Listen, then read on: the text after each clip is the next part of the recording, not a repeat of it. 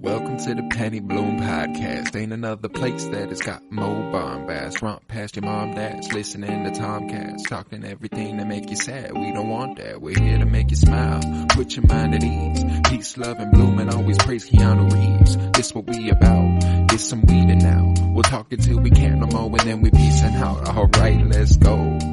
Penny Bloom Podcast. It's the Penny Bloom Podcast. Penny Bloom Podcast. It's the Penny Bloom Podcast.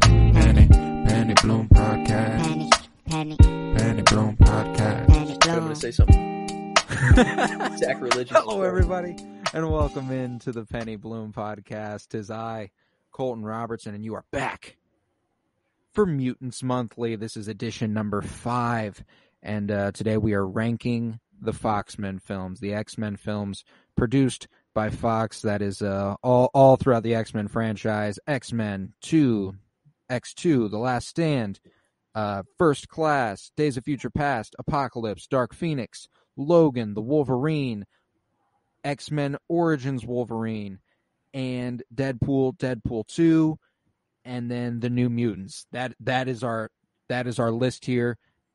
I believe it comes out to 13 movies, if I remember correctly in the count there. That is what we'll be doing today, and I'm joined, of course, by Aurora Carter. What's up? Hey, it's great to be on the podcast sober this time. Oh, sober this time. The No Way Home conversation was quite the fun one. I don't even remember the conversation. That was a fun one. You know, you get together in person for the first time. It's going to be a fucking occasion. Of course, we're going to make the podcast a party, pretty much. Mm-hmm. So, yeah, if y'all like Spider-Man No Way Home, make sure you go listen to our episode there, where we were also joined and are joined today by Joseph George. What's up, homie? What up, what up? Always a pleasure to be here. Oh, and it's always a pleasure to have you. And this is your second Mutants Monthly with us. You joined us last time for the Dark Phoenix discussion, Fear and Loathing in Dark Phoenix, and you are here today for the Foxmen ranking. And yours is a perspective I'm very excited for, because I'm assuming most of these movies, it was a first viewing for you in deciding these rankings. A lot of them, yes. If I have watched any of these movies before, besides the newer ones, like any of the X-Men movies, it was while I was very, very young, and I wasn't really paying attention anyways. So I've watched all of these one time for real. So yeah, very, very new noob perspective. So I'm excited for that. And Aurora, obviously, I'm thinking that what's always exciting about our conversations is that me and you enjoy a lot of the same things, and we weigh them incredibly differently. I've noticed that throughout our tier discussions and stuff. We generally have the same perspective of things, except it falls in completely different spots, and it's kind of the most bewildering thing I've ever encountered in terms of podcasting. But yeah, so I'm really excited to find out what your ranking is, and let's talk about the movies as a whole real quick. Starting in 2000, with X-Men going as recently as, what was it, 2018 that the Dark Phoenix came out? 2019, June 5th. 2019. That's impressive. That was, I mean, there are certain movies that just have that, you're like, I was there. Even the date, though. The year maybe for like movies, but to the exact release date, like I'm only going to know like No Way Home. I guess I'll remember that for a little bit just because it's recent, but damn. Yeah, I don't remember dates that movies came out.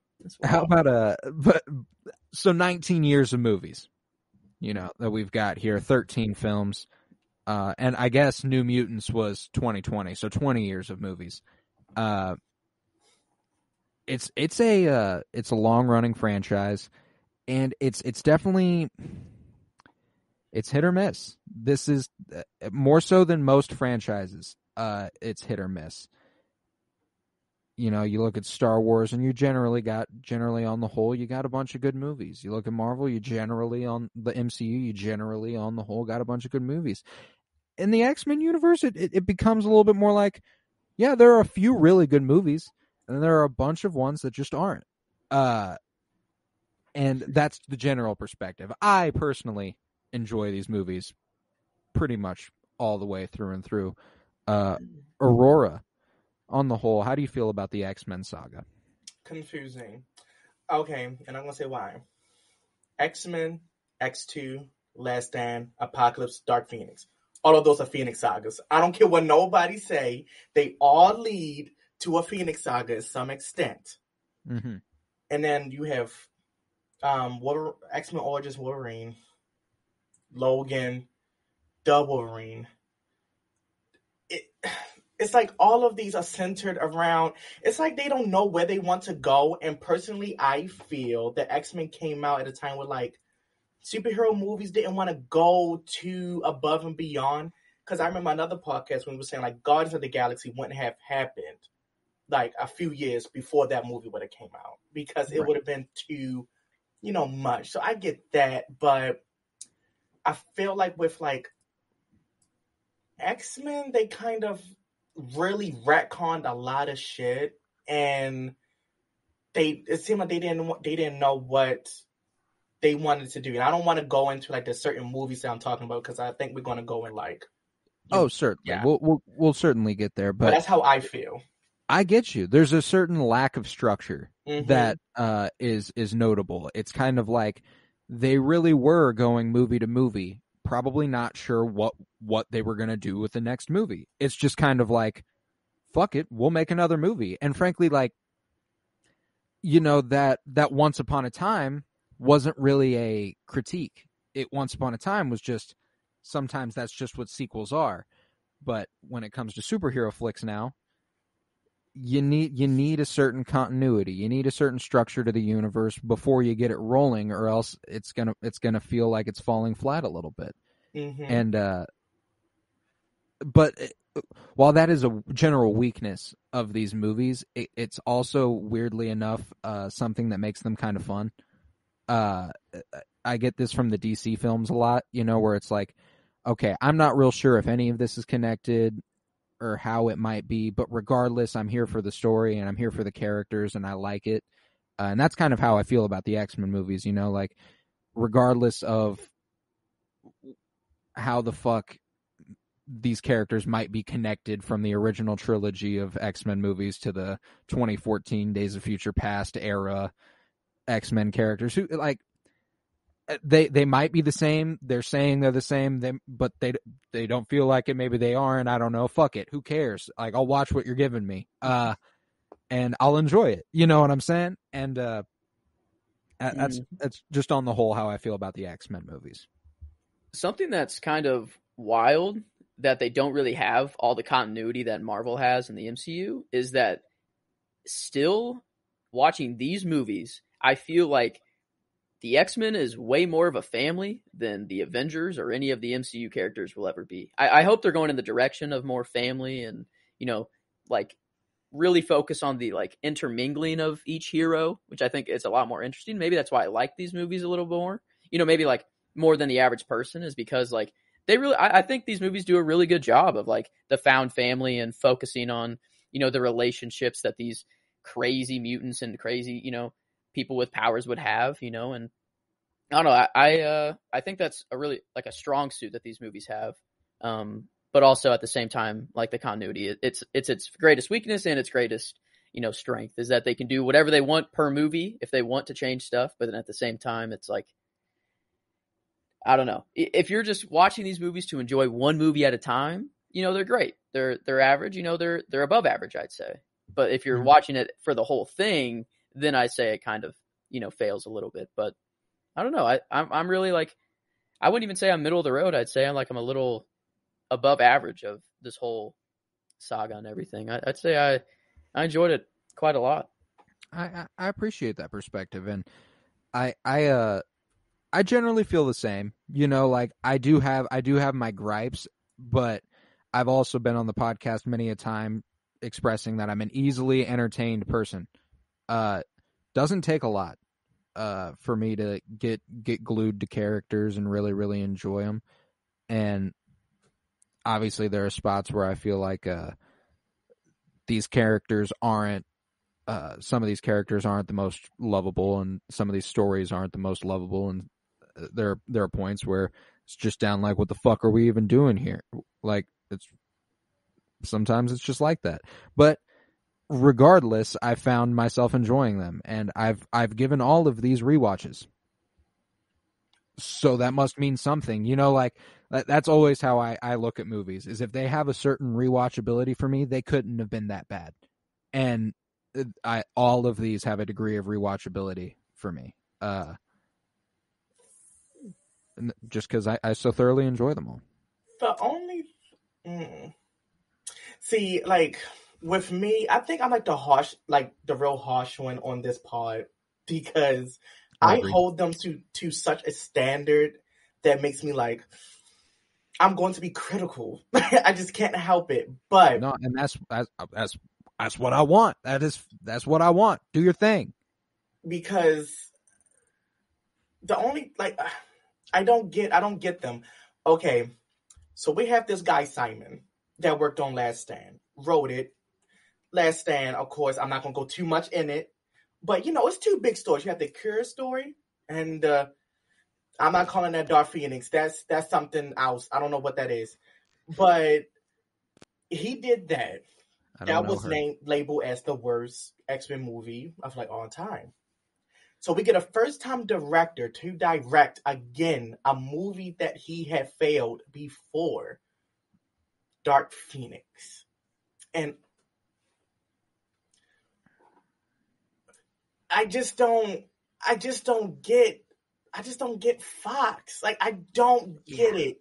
I don't get it. It's often more the studio, and this is an example for a lot of these movies, actually. Like, the studio is very heavily involved in the makings of the X-Men movies, in the way that Warner Bros. Was really influencing the Justice League thing in 2017. Like, Fox's hands are all over the X-Men franchise. You know what I'm saying? And it does have a lot of shortcomings. A lot of shortcomings, and I think it is a product of studios being like, what will make us the most money this time around? And that's kind of like, and I know it's a business, and that's obviously what they're trying to do, but like, I don't know, I like a little bit of more genuity in my art, just being genuine, like about the art itself, like writing the story and filmmaking. And I know that's it's superhero movies, man, and it was 2000, 2002, and 2005 or whatever the fuck, but look at Logan. Look at movies like The Dark Knight. Look at movies, the movies that are legitimate, critically acclaimed, and they're still superhero comic book movies, It's just because we're in a universe where people have powers and stuff doesn't mean that the story or the lesson is any less valuable. That's what I'm saying. And honestly, I think superhero movies are the easiest way to reach the public and get a message out there. Like Spider-Man No Way Home, basically focused on so many real world problems that you don't even really realize that they're focusing on because of just all the crazy stuff that's happening in the background. Right. And it's, kind of like these movies too. They're all focused in very real world stuff. You have freaking someone who was in Auschwitz, someone who's a Jew that becomes a freaking one of the most powerful people in the universe, or the world, not the universe, but there's a lot of things are based in real world stuff, Cold War, World War II, real world stuff, which I like about these movies is that it really does appeal to the history buff. If you're big on history, you'll probably enjoy the X-Men films to a degree, because they love going to an era. They love going to an era. Question: are we also going to talk about characters that the Foxmen kind of fucked up? If they are a reason the movie is so low on your list, absolutely.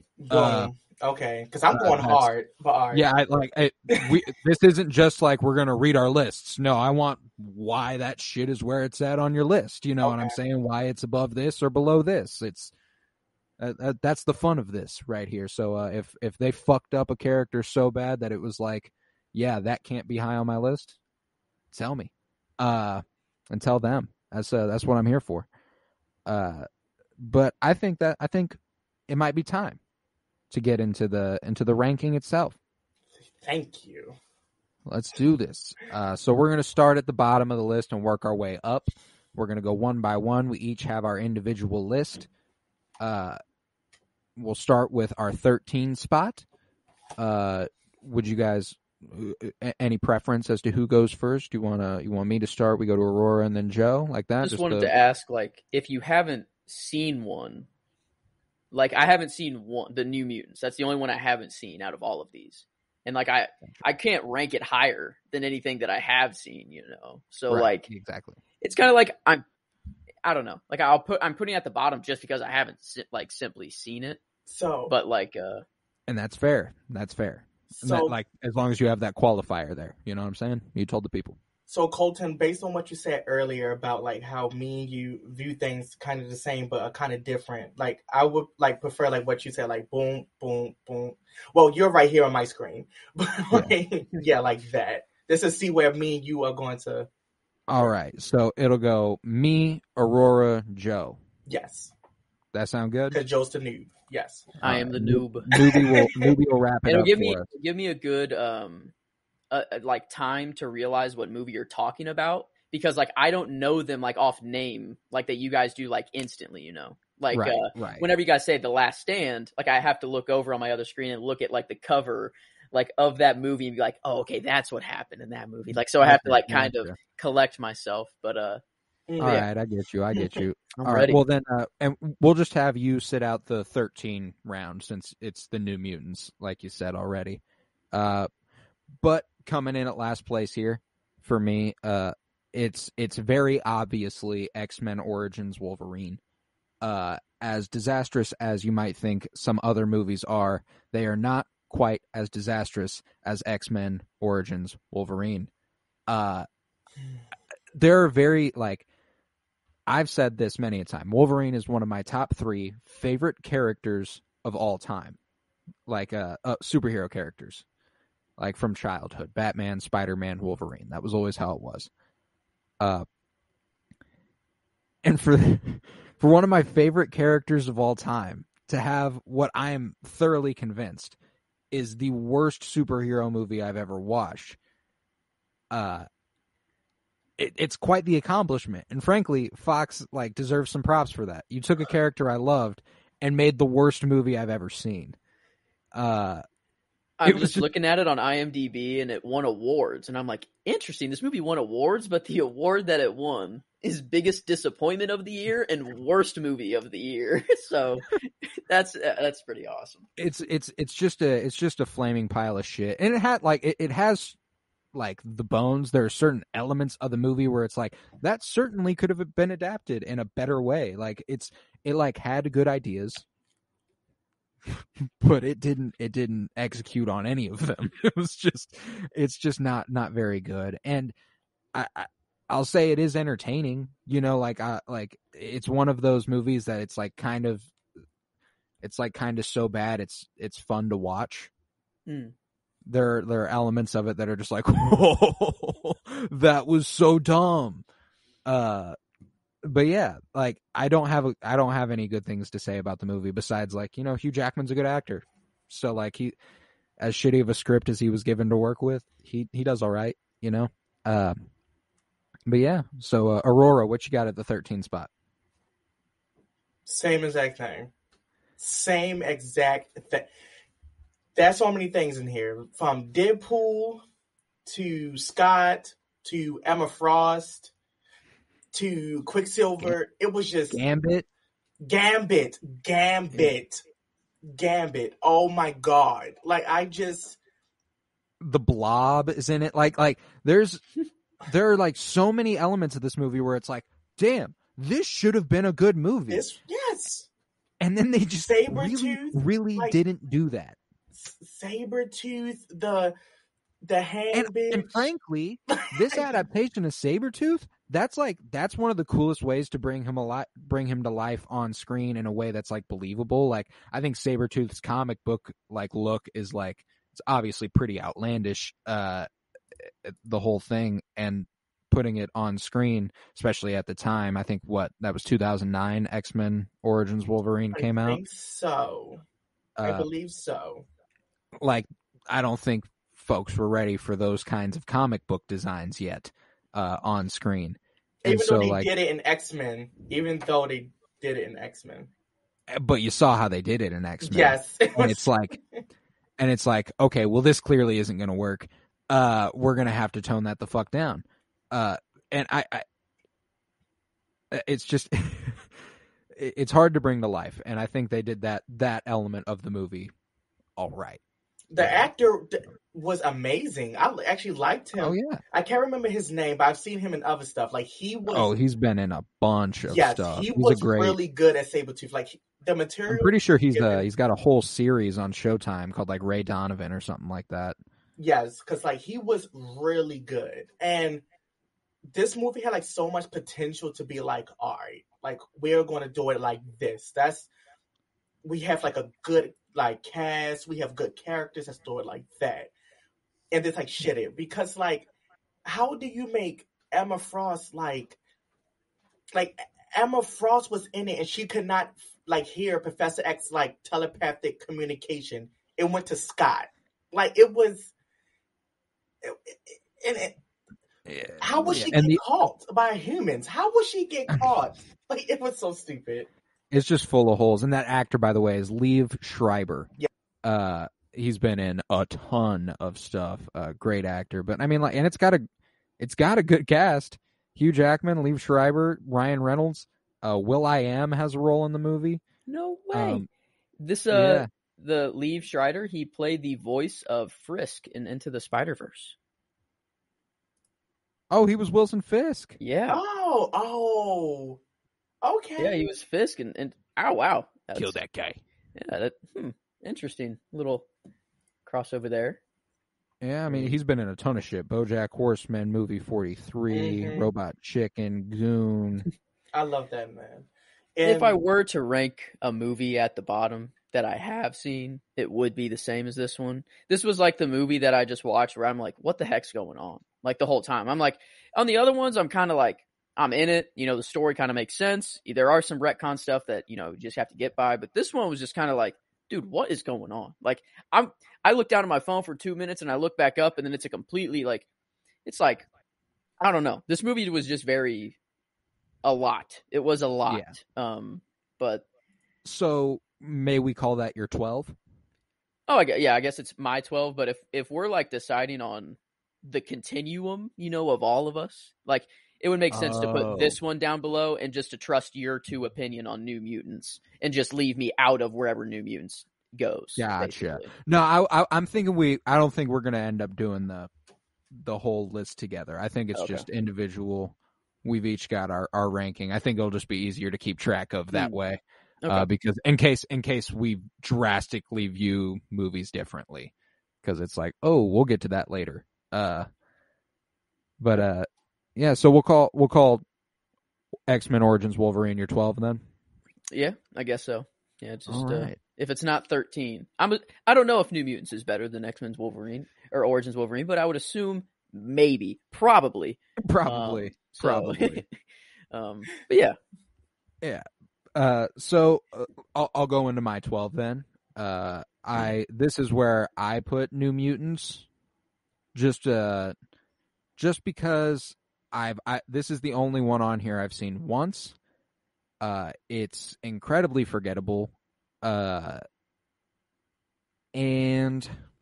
I think it had had a great cast. But this is another one where the director has voiced his disappointment with the fact that Fox got its grubby little hands all over the fucking movie. Like this movie was not what it was supposed to be. It had these cool horror tones, but it was originally supposed to be a horror movie. Mm-hmm. Like it was supposed to be a scary fucking movie, and it's just kind of like they're trying too hard for the general mass appeal thing that they just weren't going to get with a story like this.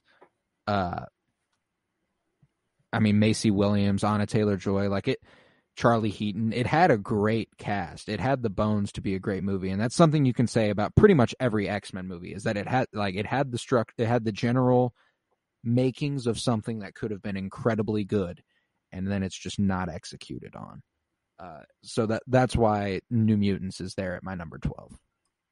Aurora, what you got there? I mean, I'm in a conundrum. Okay. It's either Last Stand or New Mutants. Okay, because you gave me a point I didn't realize, like, I only went to it once and didn't look back. Last Stand, I can look at it, even though I hate it, I can still look at it over and over. Right. So it's, but New Mutants feels so different. Okay, I will give it to New Mutants. I will give it to New Mutants just because they fucked over the director. I don't like the fact it was a bad movie, not because of the director, because of the company. So I will do it there, because Last Stand was because of every fucking body. But, but I will give it that because they just fucked over the director. Like, that's the only reason. Okay. All right, yeah. So we're in agreement here. 12 New Mutants, I think, is where me and Aurora both land. Let's go to our number 11. Okay. And I'll start, and this is where we will all sync back up on the same page with Joe here at the end. 11, X-Men: The Last Stand. This is like the only thing that makes it appealing for me is nostalgia now. It's not particularly good. There are several points in the movie where I'm like, that's actually bad. That's actually something that is in a bad movie. But there's this certain degree of love I have for it. I mean, I watched this on my little DVD player. Like, I know, Joe, the way you said you play the VCR tape of fucking Spider-Man 2 so much that it spun the fucking shit out. I scratched the shit out of my X-Men: The Last Stand DVD from my DVD player. I loved watching this movie when I was younger, just because, superhero stuff. I loved Wolverine. I think, and at the time when I was younger and I didn't really understand the Phoenix as a whole, I thought this was a really cool, scary version of it. And I've since come to recognize that as a whole, this is not a good adaptation, particularly. Yeah, and I generally, what you'll notice here is from here on out, I'll have generally positive things to say, but I just can't feel comfortable calling them good movies most of the time. Because most of the time they're just generally not. But I still have a degree of love for them. And X-Men: Last Stand is definitely one of those where it's just like, this is probably not a very good movie, but hey, I've watched this movie more times than I could tell you. I don't even know, but yeah, that's what I'll say there. And Aurora, what you got at 11? Last Stand. Well, because I feel like I already, like, in Mutants Monthly, Fear, Loathing, Dark Phoenix, I kind of like really went in on this movie. I said movie. But other than the whole Jean Grey thing, because I was, I really went on that. Also, what's her name? Rogue. Her getting a cure. I was not about that. I really hate it. And I understand, like, the audience is supposed to, like, agree with Bobby for leaving her, but it was still kind of shitty because you're you're ice skating in this fountain holding hands with a girl when your girlfriend's room is, like, right fucking there, and you're holding I'll hands give this with to her. The Last Stand. That's some comic accurate Bobby. Bobby's a fuck boy. A fuck boy. Always has been. That man will just up and be like, you know what? Fuck all this. I'm gonna go do the shittiest thing I can. And I, like, agree with you, Colton, but, like, it was just kind of sudden how they made him comic accurate when, like, the first two movies, Bobby is like a hopeless romantic. Like, he really likes Rogue, and I'm like, okay. And he really fucks with her mind. It's kind of like, what? What's really sad about this is generally applicable to the whole X-Men original trilogy there. They're on the whole trying to ground it in a reality that X-Men stories, like, that obviously there's supposed to be a degree of realism in it that feels relatable to the real world, but there's this obvious outlandishness to it. Like, it's like, obviously this isn't real. You know what I'm saying? And Rogue's story is a lot more fun when she's not so intense. You know, like but sadly that is what would be real.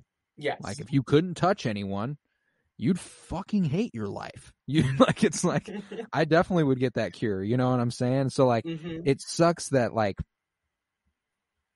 that's the context. Like, they were going for a realism and a realistic story there. And I can generally appreciate that, but it kind of sucks when you know what Rogue can be, like the character that she is in other properties, in the cartoon and in the in all the animated series and in the comic books. She's generally a much more fun, upbeat person than she is the dreadful, just kind of sad teenager that they present. And like I felt like they tried to do two big comic book movies together, like the Cure storyline, the Phoenix storyline, maybe like, and I kind of like, I was listening to like someone say something about like how the Cure was like, that's a big story, but how I took it as when I was younger, it's like, okay, I feel like the X-Men are like a metaphor for like civil rights and, you know, way back, and getting a cure is like curing my blackness or your Asianness or your other. So it's like, okay, I could see why they were like, oh no, we don't want this. I kind of like that storyline, but I really wish they just did like only the Cure, because I felt like if they was too grounded to do the actual Phoenix storyline, then they should have stuck with that. It would. And that's the problem. See, they tried to ground it in realism, and then they were like, okay, but let's take the most fantastical shit we have and try to ground it in realism with the Phoenix storyline. And it's like, man, like, you just can't do that. You got to let the Phoenix storyline be the Phoenix storyline. It's got to be this intergalactic fucking huge thing that just can't be grounded. Like, it can't be grounded. It won't work that way. And like, you're absolutely right in that, like, a movie focused on the Cure aspect, and like if they would have played more with like William Stryker's like Purifiers type thing and made that the point of the movie, maybe like we get a more like that grounded realism. It feels more genuine. It feels more like art that they're trying to create and not something that's going to sell. And you know, my last point with this, and then I'm like done talking about Last Stand. It's like, imagine, because a lot of people say, well, Last Stand, like, Aurora, you're reading too much into it, da da da da da. Okay, so you like Endgame and Infinity War. Imagine if Thanos was just like a purple asshole in Brooklyn, New York, and he had to share everything in his rundown apartment with his other siblings. It was never enough for him to eat. And then he was like, oh, I'm going to make computerized looking colorful stones and then do it like that. You would hate it. So that's how, like, I'm like, they grounded too much of the Last Stand. Like, it needs to be big. It needs to be dumb. Like, it needs to be like huge. That's how, like, I always try to say, like, imagine if Infinity War, any other big Marvel movie you like, is grounded. Like, yeah. That, like, my biggest gripe I have with this movie is before I watched this movie, I finished like the Phoenix saga, like through the comics. So I got like what the Phoenix like should be, like the best, you know, like the amazing story that was. Yeah, the original adaptation. And then I'm like expecting like, oh, this is the movie where like she like really become, you know, this is it, like when all these cool things are gonna happen. And then I'm just like, oh wait, that's how they did it? Oh, real? Oh, that's how they're doing it? Like, that was this movie. Was like, oh wait, that's how they're retconning this right now? And that's like, it's my 11-2, by the way. There you go. Perfect. But it was the only like one of the movies where I was taken out very much. Like, I was taken out of the movie a lot. Like, and it was really just me going like, really, this is how they're going to go about this? Like, there's so many better ways to do this, and this is how they're doing it. But I thought, like, the movie itself is entertaining if you can get past, like, Jean's story, basically. Like, I thought the Cure storyline was really cool. It adds, like, a very interesting aspect to, X-Men and just mutants all over. Like, it makes perfect sense for someone to be like, well, I wish I was never born like this in the first place, because then I wouldn't have all these problems, like that's a very real thought, a very, probably one of the first thoughts you would think is like, well, what if I never had my powers? And, I thought that was a very cool story and I do agree. I think a movie solely focused on that would have been a lot better. But yeah, this movie did just kind of fall short and just really, I don't know, maybe question a lot of the decisions they made, like, about this movie. Right. But like now, like, going up from here, there's really not a movie that I hated. Like, going up from here, like, I pretty much enjoyed all the rest of these movies. This is like the last one where I was like, okay, I could see genuinely I think bad. like the only positive this movie has, this is like when X-Men got a budget. Like, they had like a good CGI budget. That's like the only positive I would say. It was a good CGI budget for this film. All right, fair. Done. Done with 11. So we're on to 10 here. We're on to 10. And I'm yeah, this is an interesting one. I don't know which way. This is the I'm first between kind two. of difficult pick in my opinion. I'm between two right now. And I'm leaning one way, and I don't like the way I'm leaning, but the more I think about it, the more it feels right. I think 10's the Wolverine. Thank you. Interesting. Yes. We are lining up very, very closely so far. That's very It interesting. seems like we're all on the exact same page right now in terms of what 13, 12, 11, 10 are. And I'm maybe 9. We'll see. But the Wolverine, it's again, I love the Wolverine, and they made an incredibly forgettable movie about the Wolverine. And that's just like, I just have beef, like, damn, man. He's not been brought to life on screen individually extremely well, save for one example, and we'll get to it. But this is a really interesting storyline in the comics. His whole relationship and connection to Japan, and why he feels drawn to there, and the love he finds there, and stuff like that. And they do it pretty well, but it's just kind of dull. It's just kind of boring. It's just kind of like, like if there was any movie that would fall truly on that like, tier, it'd be this. Like it's really, really middle of the road stuff. Mm-hmm. And that's how I feel about it. Aurora, what you got at the 10? The Wolverine, that's like one X-Men movie that felt like it came out of fucking nowhere. Like, it really just felt like no one asked for this. Like, why we got it? Like, we could have went anywhere else with this. Like, I don't... Right. Like, y'all didn't have to... I wish, like, the Wolverine kind of... Like, yes, it shows the aftermath of Last Stand, but I wish that they went with a route of it actually showing, like, the repercussions of it. Like, It just felt like it's out of... It was a product of their emphasis on Hugh Jackman's Wolverine the whole time, because Hugh Jackman's Wolverine is the centerpiece of that first trilogy. Like he is the main character, I think, in that trilogy, and I don't think that's necessarily how the X-Men are supposed to feel. Like, I think it feels better when Logan does feel like more of a outsider a little bit instead of like the centerpiece.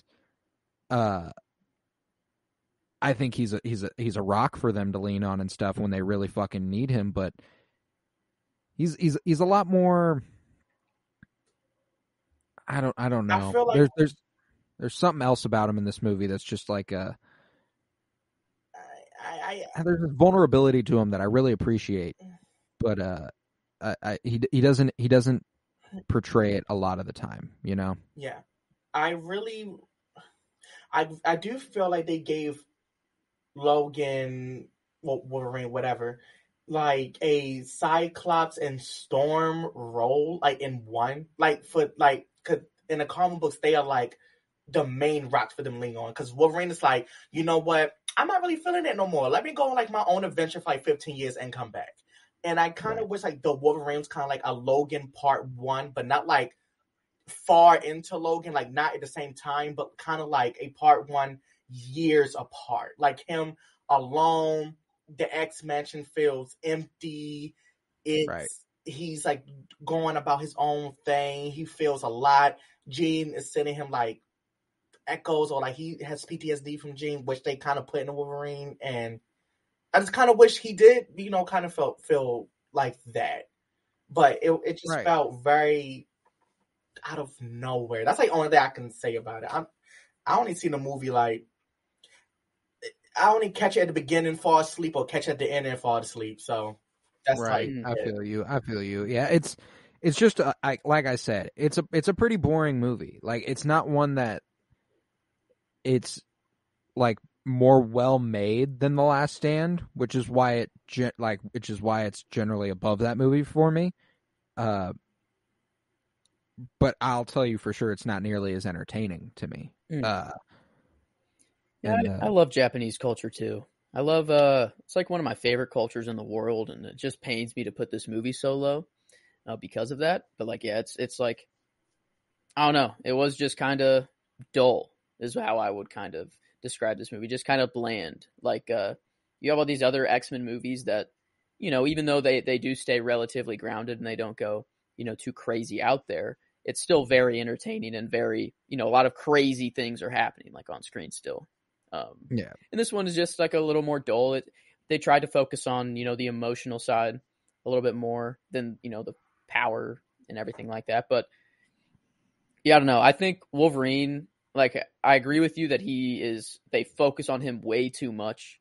Like even in the X-Men movies, they like always find a way to make him the guy who has to do the big thing, whatever it happens to be, like, oh, well, turns out I'm the one who can't get ripped to shred, or I can heal just as fast as I'm ripped apart. So, send me back. There's always something that puts Logan in the front and everything like that. So I kind of push both Wolverine movies down below any of the X-Men movies just by default because of that. But also this movie is just below the X-Men movies anyways. So I think this is like a pretty good spot for it.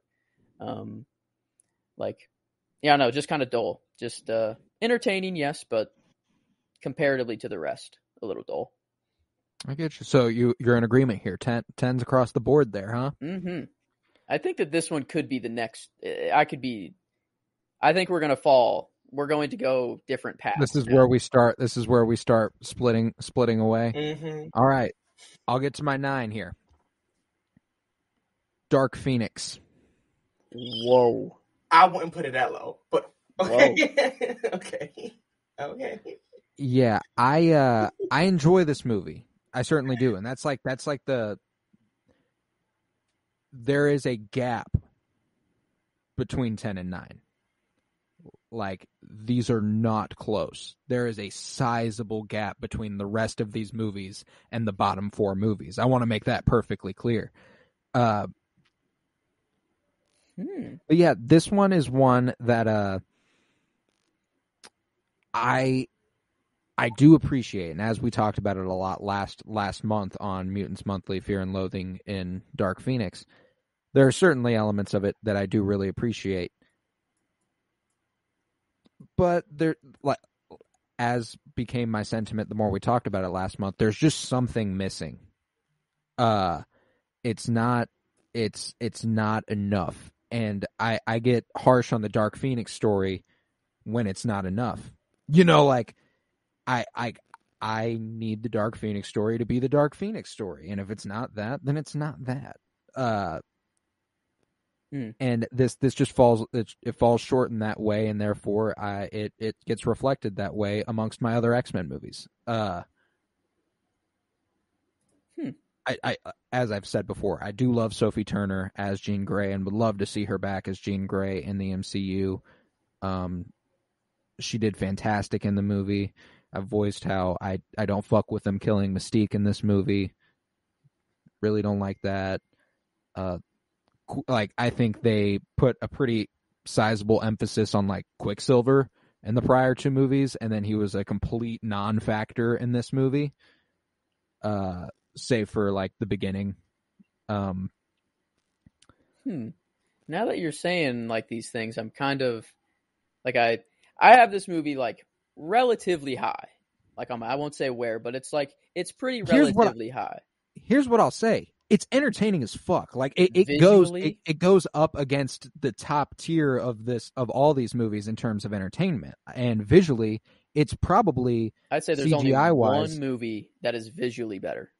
A single me one. too. And yeah, I'd say the same. And for all these reasons, I really do love it. But story wise, it just falls a little short for me. That's all. And that's just generally the consensus as we work up. Is like these stories are missing less and less for me. You know, that's kind of how it goes. But yeah, number 9, Dark Phoenix for me. Aurora, what you got at 9? X-Men. Okay. X-Men. That movie feels childish to me. It feels it X-Mansion, X-Jet, beautiful. But the whole Magneto wanting to turn humans into mutants, it seems like Gorilla Grodd when he wants to turn humans into apes. Storm and Jean getting fucked up by Toad, couldn't get with that. Halle Berry's crazy, somewhat trying to do African accent, couldn't get with that. Senator Kelly turned to a jellyfish fuck. Can't get with that. Rogue origin story with Wolverine and her hair turning white with the machine. Can't get with that. I just can't get into it. It's just parts in that movie that it's like it feels childish to me. It feels like Fantastic Four 1994 straight to DVD release. That's how it feels to me. God damn, that's the harshest criticism you could have possibly given this movie. Yep. I don't like this. I have said it when me and Joseph was even going down it. I said you could watch X-Men on your own. I'm not watching that. Like I don't like that. And movie. that's fair. That's fair. I'll get more to mine in a little bit, but I think nostalgia plays a pretty big role in the way that I view the first X-Men movie. Yeah. But Joe, what you got at number 9? I have Apocalypse here. Ooh. And I don't know. This is where I'm curious to see like where your guys' Apocalypse stands. Because like this one, yeah, it's like there's some crazy stuff happening. You know, you got basically a god versus the X-Men, and it's like crazy stuff. So like there's no short supply of entertainment here. But like I don't know. This one was just kind of like, and that's the thing. Starting here is like any of these movies up to like my number 4 can really be thrown anywhere. And this is kind of just the start of those movies that are just kind of all mid-tier for me. Gotcha. But like this one, out of the rest of the X-Men movies that we still have remaining, I do think that this one's just like the weakest. I think it's like at first when I was watching this, I was blinded by like, ooh, like ancient Egypt, ooh, these cool storylines. Oh, this is like a literal god, basically. You know, like, oh, this is really cool. I don't know. It just really didn't like reflecting back on them and looking at the other movies. This movie, like, it's more forgettable, even though crazy things are happening. Like, I know that there's this god and he came from ancient Egypt and stuff like that, but I really don't remember like the rest of the movie. Comparatively to the rest of these, I can tell a lot of the story, you know, like a lot of what happens in the movie. And this one just kind of is like, it's okay. It's good. But just kind of fell short for me, at least. All right. I appreciate that. And since it's your 9, I'll go ahead and say my 8, Apocalypse. I view it in a relatively similar light that you do. I will say, coming into this, like when I was originally going to rank it, and I think about like the modern X-Men movies, like Days of Future Past, First Class, Apocalypse, Dark Phoenix, I was like, I think Apocalypse might be my favorite to watch casually. Like, I think I enjoy giving that the most rewatches simply for the character design, and certain elements of the movie are really, really awesome. I love Magneto in Apocalypse. That shit is fantastic to me. I had no idea that Oscar Isaac was like he was in. I had no idea that was him.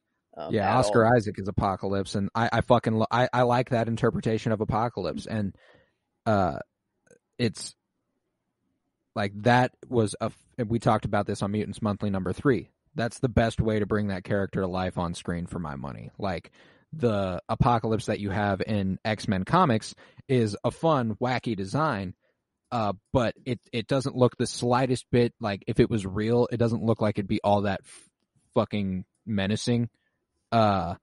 Meanwhile, this is a dude who I look at and I go, oh, I'm gonna run the other way. Like, and that's fair.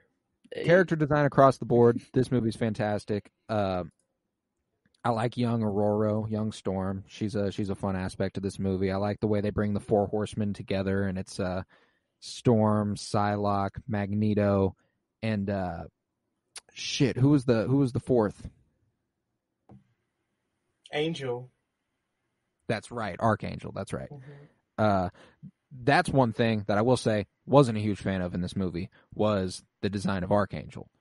The knives, not a huge fan of that being the wings he gets when he becomes Archangel. Isn't that comic book accurate? Him getting as far as I was concerned, the Archangel that I recall is the super colorful one. That's the one that I've always associated with Archangel. Oh, I thought he did get metallic wings. Okay, maybe I'm wrong. Okay. They look metallic, but I don't metallic. think they are. Yeah, they like. I don't know. It could be like, it could go either way. Like, there are pictures with him with like legit just regular angel wings that you would think of like just the white feather, and then there's like a shiny silver that kind of looks metalish, but it still bends and I don't know. I could tell you, but nevertheless, that Apocalypse on the whole a really cool movie. And I'm a real big fan of Magneto, and Magneto's storyline in this movie is particularly good to me compared to some of the other storylines throughout all of the movies. But yeah, that's why Apocalypse is at my 8. What's at your 8, Aurora? Okay, with everything that's hard for me. I'm stuck between two.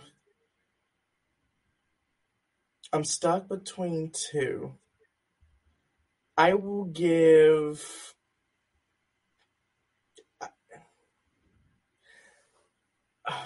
Fuck, I'm stuck between 3. I am. This is where it starts to get a lot more difficult. One above the other. Like, I will give this one Dark Phoenix, and I don't think I really don't have much to say about it. I have talked about this movie.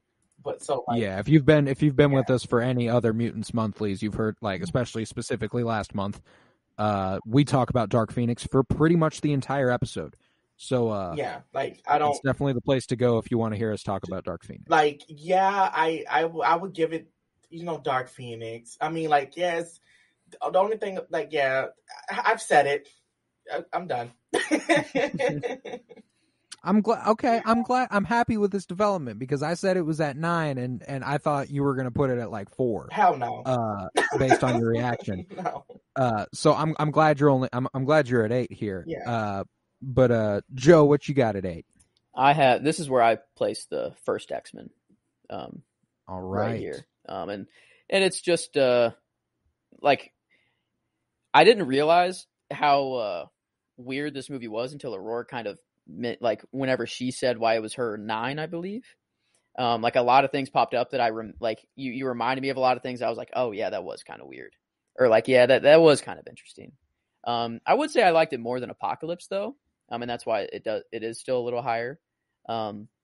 But yeah, it is just kind of just entertaining, yes, but story wise a little weird at points. But yeah, that's mine. No, I'm with you. I'm with you there. I certainly get that, and that's why at my number 7, I have X-Men. It's one that is nostalgic as hell for me. I loved this movie when I was younger, and because I did love I loved Wolverine when I was little. These movies were fucking awesome to me because I loved Wolverine. As I've gotten older, I see that he wasn't the greatest storytelling device in this specific trilogy and the stories they were telling, but I did really, really appreciate it at the time. And I think this movie, I mean, like, there's only one real superhero movie before this that, like, deserves any credit at all. And it's, I mean, not Marvel-wise. I mean, there was Superman and Batman and stuff. There'd been a few of those. But Blade was the only Marvel movie that was worth a shit before X-Men. So I think X-Men plays a big part in the commercialization of the superhero movie and is a big reason as to why we have superhero movies the way we do now. And I think that X-Men in 2000 deserves a lot of credit for that. But yeah, that's why it ultimately falls at my 7. What you got at 7, Aurora? X-Men Apocalypse. Based on like everything you guys say, okay, but I will say this, and I hope we all agree. X-Men Apocalypse has the best title sequence of all the movies. Like it That going is through correct. time and seeing, the Jesus statue, the Mona Lisa, the Twin Towers, train development. That, and I saw it in 3D. That opening sequence was, I think I saw it in 3D. But anyway, it was so good. Like still to this day, I love just like looking it up randomly on YouTube and be like, this opening is so good. It's so good. It's one of those things that makes that movie one, like, for me, the funnest X-Men movie. Like that's why I watch it the most. Like I genuinely get a great deal of enjoyment out of it, and it's probably the one of the modern movies that I've seen the most. In terms of X-Men movies, First Class, Days of Future Past, Dark Phoenix, and this. I think I've watched Apocalypse more than any of the others. And I kind of feel like this movie actually left me, like when I was watching it, I couldn't really predict it, honestly. I couldn't really predict it. I know, when I get to Days of Future Past, it's kind of the same thing. But like with this movie, I wouldn't had expect Jean to be in her or Phoenix mode because I thought that we would have learned our lesson. But anyway, I didn't expect Jean to like come about. I didn't expect Quicksilver to acknowledge like that was his dad. I thought he was going to leave that alone. I didn't expect that. It's hard. Oh, now I'm kind of regretting it because the mansion scene when it blew up. Because I'm like, oh. Yeah. No, like if there was a thing that could elevate any of these movies above, like the single funnest scenes in all of comic book movies are Quicksilver's. Sweet dreams are made of this. Okay, I might have to bump up Apocalypse. And well, there's another one. There's another one in a later movie, another movie though.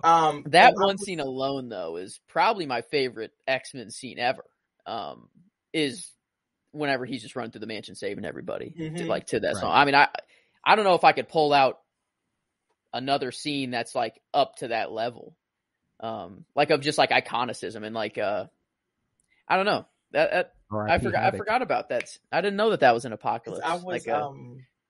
I was reading something that it took like a month or 2 months to like film that scene, and then also that was a deleted scene. Not to make this a Jean thing, but that's like a deleted scene where like in a movie Jean could say like, "Oh, they're scared of me. They're not scared of you." Like, yeah. And she had like a bow and she aimed it at one of the mutant students and shot it at him, and the bow just went around. And like it was just like she just made it leave like last minute. She was like, she was like, "So what's up?" Yeah, like she was like get the fuck out my face. Like I will fight you, period. And like, you know, Jean running into Scott, dropping her books and catching it and stuff like that, and how he was like an asshole to her. I was just like, my tree. yeah, like, you know, my fault. But the costumes too. These costumes, like the best costumes in any X-Men movie to me. I love the costumes. Like Psylocke. Maybe we're being a little too hard on this movie. I don't know. Now that I'm thinking about it. And I thought that too whenever I looked at it in my ranking, and then I was like, nah, I really like the movies above it. Like they're just like story wise. They have the stories to be better, higher up. Apocalypse just didn't have quite the story to be too high up on the list. And then like Magneto just fucking up the world while he's just in Egypt with his just using every single scrap of metal. And how about him destroying Auschwitz? Yes.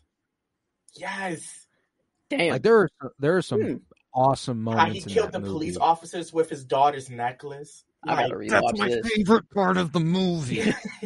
I gotta watch this again, man.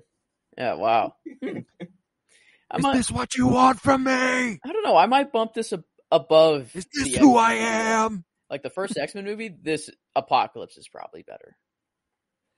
Yeah, I thought about it, but I was just like the nostalgia factor won out for me over Apocalypse. Yeah, they're pretty interchangeable, I guess, for me. And that is the word for like these middle four here.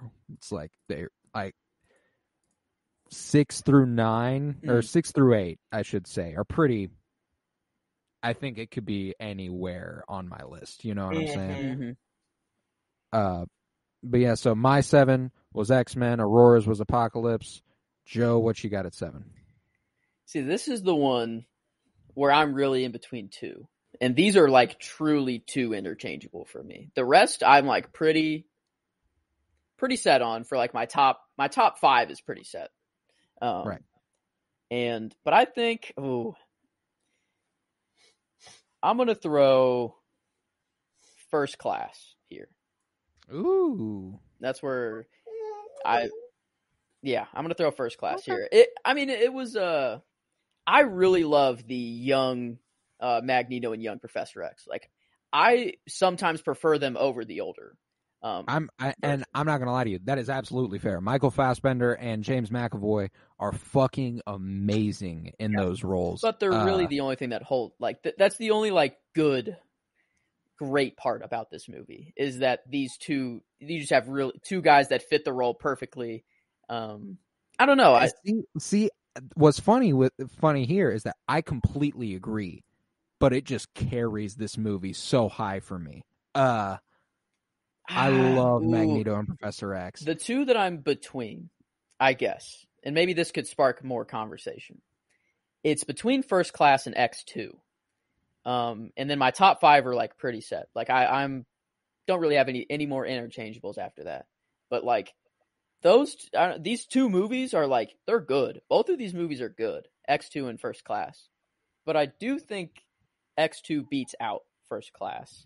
And that's the thing is that I don't really have like super knowledge of these movies. Like I don't really have the deep, every scene by scene, knowledge and everything. So it's really just like how I liked the movie when I watched it for the first time. That's basically all I have to go off of. And I don't know. I do think this is where First Class sits for me. All right. I can get behind that. And with that, we'll get to my 6, which is X2. This is easily the best of the first 3 movies, X-Men, X2, and X-Men The Last Stand. The God Loves, Man Kills storyline is fucking fantastic. I will say, one of the funniest credits that I can give this movie is that it is more forgettable than X-Men and The Last Stand, simply because both of those movies are memorable for what's bad about them. And automatically, because this one's forgettable, and I can't remember the bad things about the movie, it is by omission better than both those movies. It's I will say, I love the introduction of Nightcrawler. That whole sequence at the beginning where he's running through the White House, making his way to the Oval Office is fucking awesome. I absolutely love that. When Jean and Storm go to pick him up, like Nightcrawler's story in this movie is pretty fucking cool. I enjoy that aspect. But other than that, it is a largely forgettable movie for me. Like Nightcrawler is far and away my favorite part of this movie. But yeah, and I don't really have much else to say about it. It's just kind of, it's again very middle of the road, and that's why it falls here at 6. What you got at your number 6, Aurora? X2, and boy, oh boy, do I have things to say. Same. I'm being harsh. When's the last time I watched X2? Actually, no, I watched it with Joe. Mm-hmm. Every part of the movie I was dissecting. I was like, see, I'm not about that. Okay. There was no fucking reason for Storm to electrocute the podium that Nightcrawler was on. There was no reason if she did that, he would get hit. Yes. There was no Dude's reason. A teleporter. Dude can teleport at any time. And you're knocking him off a ledge and he can't just boop.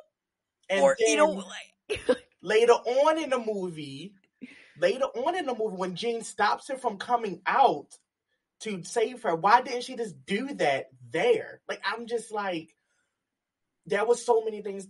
That whole part I was not about. And, okay, the introduction to Lady Deathstrike. I liked her in Logan's fighting. It's just Lady Deathstrike wasn't Lady Deathstrike. And, the graphic scene with Magneto, this is like one of the great things when he just take all the iron out the guy's blood. Oh, that was okay. insane. No, I as you were talking, I was like, another thing I really like about this movie is Magneto and his plastic cell with his interactions with Xavier. Yes. And like that's a really good part of this movie. I forgot about that. Man, Magneto's just so cool. Like, everything that Magneto does is just cool. Even when he just is playing chess with Charles. I don't. It's so weird me calling him Charles. I don't know. It just feels weird to me. But like whenever he's playing chess with him, and he just Charles. Just move, just him moving a chess piece, even that simple is just like, oh damn, that's pretty cool. Like that dude could just like move anything, because almost everything got metal in it. But I was confused the first time I was watching this. Like Mystique just puts the metal in that dude and they really leave it alone for like a long time until that guard is like back in. And I'm like, oh, that's why Mystique did that. Like I really didn't put it together initially that that's what they were doing it for. But then like when it happened, I'm like, oh, maybe I'm just stupid. Maybe I was like supposed to realize that. I don't know. But I don't think you were. I think it was kind of supposed to be like kind of a reveal, like kind of like a, oh, okay, that makes sense. Yeah. And what else? Because I have so much. The part where what's his son? Jason? Is that his son? Stryker's son. Stryker's son, Jason, right? Okay. I kind of did like how creepy he looked. Like that, his design of Jason, like the design of Jason, shows how much of a shitty person Stryker is. Like. When Charles was like, Jesus Christ, this is your son. That's your son. Yeah, like, that's your son. Oh, but then you realize that the son, because they say it, but they don't say it to the point where you won't remember it if you just see the movie once. Like, the son made the mom go so crazy, she put a power drill to her temple. Like, because the son was just fucking with her. And it was just like, oh, yeah. It's kind of really fucked. Yeah, makes the cure make a lot more sense, Yeah. Like, if that's the home life for mutants, that's just one of them, like really a devastating. That's like a word that like the found families of Marvel, the best family I think is the Guardians crew, is because all their stories are just devastating. They have all of the devastating stuff to like relate to. They have all this trauma that they're just like, all right, we're all fucked. Let's just be a family now. And that's kind of like how I feel like with the X-Men too, is like, we're all just in a shitty situation and we all have our families, hate us. So it only makes sense for them to be like, treat the other mutants as their family. And I don't know.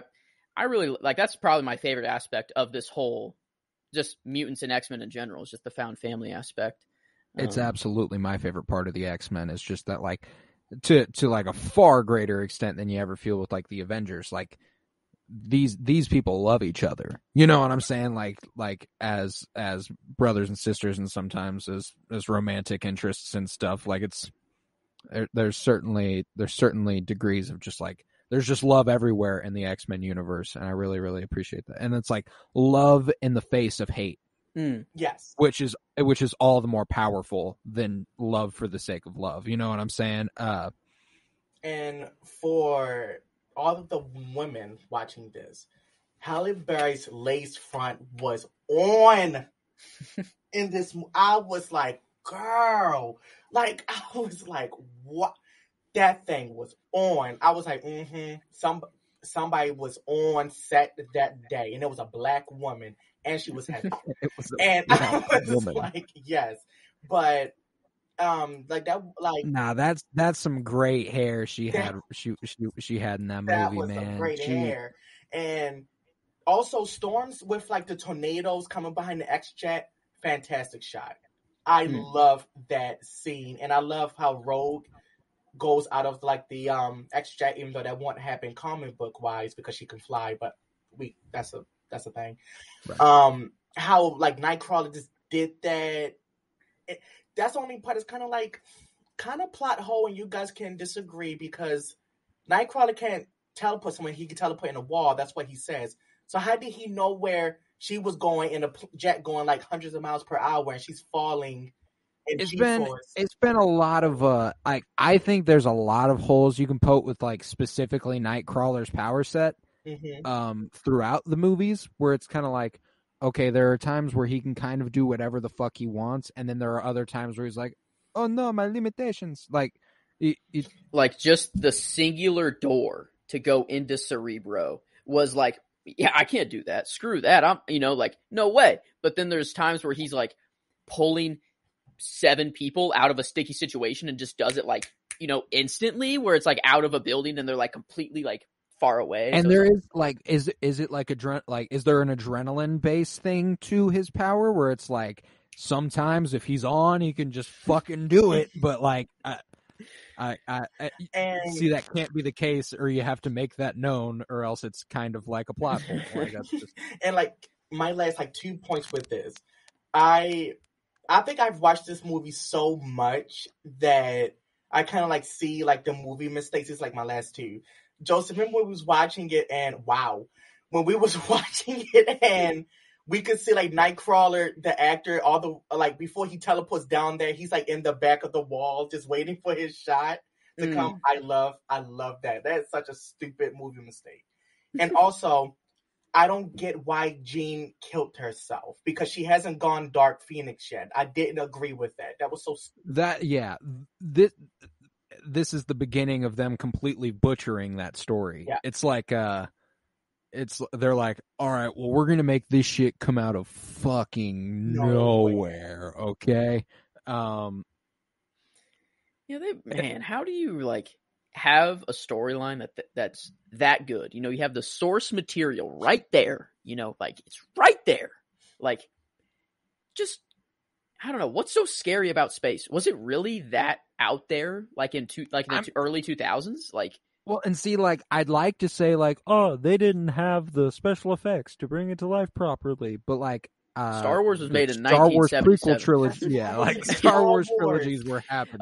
A Space Odyssey was made in 69 or something like that, or like 67. Yeah, so like Star Wars, Alien, Superman, like we can do this. It's not that it's not that taboo. I don't know. Was it really like? Do you really think that like people just in the early 2000s weren't ready for a movie like that? Like, do you really think like that's the reason? Or I think it's really the expansiveness of the story. I think it really is studio heads' eyes being bigger than their fucking stomach. Like they thought they could take a story that was as big as that and bog it down. And they just fucking couldn't. Like, it's just not something they can do.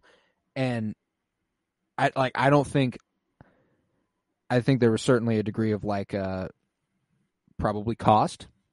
True. Like the budget for the movie probably didn't dictate them being able to go to space.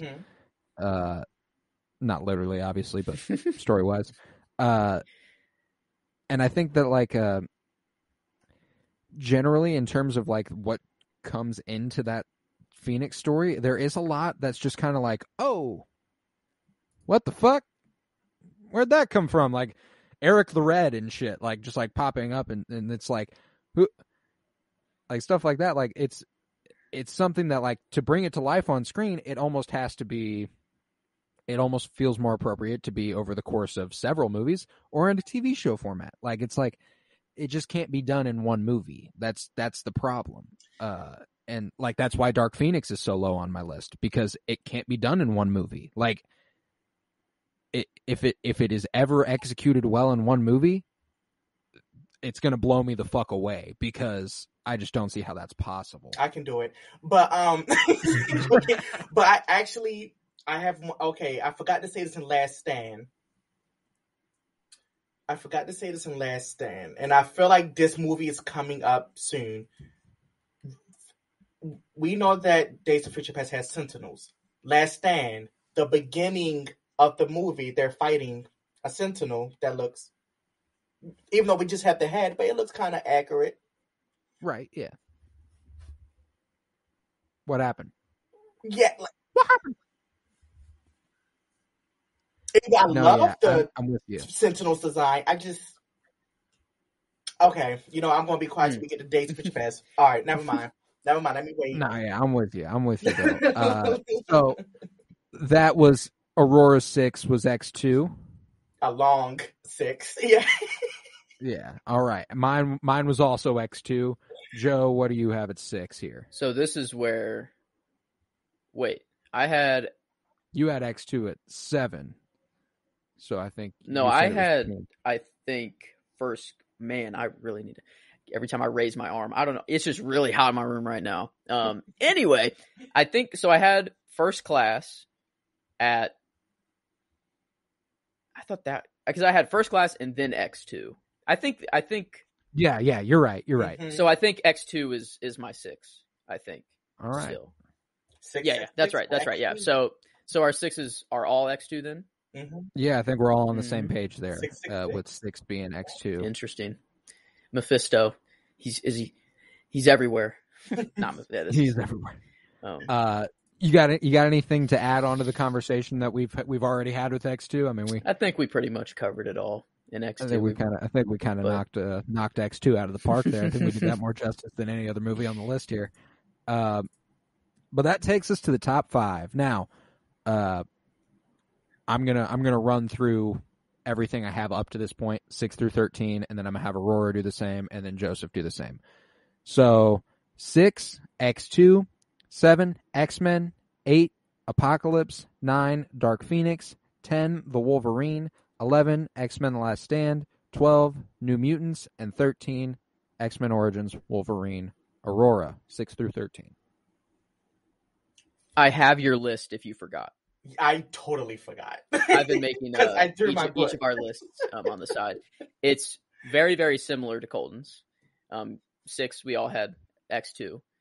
Then you had Apocalypse, and then Dark Phoenix, then X-Men, then The Wolverine, The Last Stand, New Mutants, and then X-Men Origins Wolverine. Man, so okay, that's why I forgot New Mutants. Okay, so I remember I forgot New Mutants. Okay, so basically, to compare that real quick, she just took Apocalypse and Dark Phoenix, bumped them up 2 spots, and moved X-Men down 2 spots, and that's all. And the only difference between mine and then your guys is I don't have Dark Phoenix in my bottom at all. I still haven't even said Dark Phoenix. But my 6 is X2, then it goes to First Class, then X-Men, then Apocalypse, and all of our rest are the same, with Wolverine, Last Stand, New Mutants, and then Wolverine. Well, I guess New Mutants for me is at the end because I haven't seen it, but I'll trust you to put it in between Last Stand and Wolverine. But I guess for me, it's at the bottom. But I appreciate the trust you put in this. Yes, I love it. I will, yeah. Mm-hmm. And with that, we are to the top 5 here. Okay. So I'll kick it off with my 5 spot. I've got X-Men First Class. This is one that I really, really enjoy, and like I said earlier, James McAvoy and Michael Fassbender carry this movie. Like it is their movie. You know what I'm saying? And I think this attempt at the Hellfire Club is an interesting one. It's probably the weakest part of the movie for me. Because just because I know what the potential of the Hellfire Club is. Otherwise, tying into the Dark Phoenix story and stuff, and like I've said, whenever they fuck up the Dark Phoenix story, it kind of dampens things, and somehow them fucking up the Dark Phoenix story fucks up this a little bit. And that's not with the Dark Phoenix. That's more with the Phoenix Saga, the Hellfire Club. But I do really, really enjoy this movie, and that's why it had to be a top 5, you know. And I think the backdrop, like Cold War era, the fact that it is them who are the cause of the Cuban Missile Crisis, like it's Sebastian, Shaw? Yeah, Shaw. Shaw, I think, yeah. And I mean, Magneto killing Nazis. Gotta love that, you know. Gotta love that. Magneto killing Nazis. I'll take that 10 times out of fucking 10, you know. The whole training sequence, that scene where James McAvoy gets the best out of Michael Fassbender, gets him to move the satellite. I think Banshee's dope in this movie. Banshee's in this movie, I was right? a little too hard on this movie. Exactly. Yeah, this movie was really good. Like they really do carry it though. Magneto and Professor, they carry this movie. Like that. Yeah. That is. See, that's the thing is, like, you said they carried the movie, but that wasn't enough. I'm here saying, like, they carried the movie and it's top 5. You know, like that's like the only difference here. It's I just really, really enjoy it. And Moira McTaggart, the little love connection that her and Charles Xavier form over the course of this movie, and then ultimately him having to wipe her memory at the end. I think that's a great fucking storyline. The last scene on the beach where Magneto deflects the bullet into Professor X's spine, and it's like, holy shit, and Mystique going with Magneto, leaving Professor X, and she's like, I'm like talking through it right now, and I think I might have been too low on it. Like, I think 5 might not be enough, but I'm gonna keep it here. I'm gonna just keep it here for the sake of what I have already written and have already said. X-Men First Class is a fucking kick-ass movie. That's how I'll conclude that, and that is why it is number 5.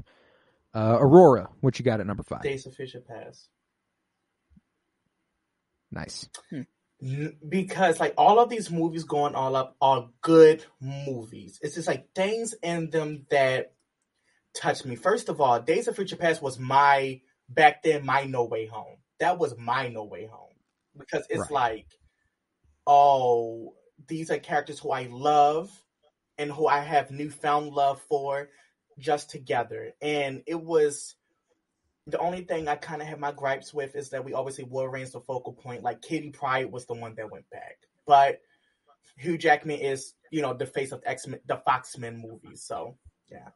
But Storm, like her hair, Magneto, even the roll cut when like Bobby dies and has to rescue, has to get rolled from the X-Mansion, and she takes over. Does she kill Kitty Pryde and takes her power, or is Kitty Pryde just like unconscious? Because I can't remember.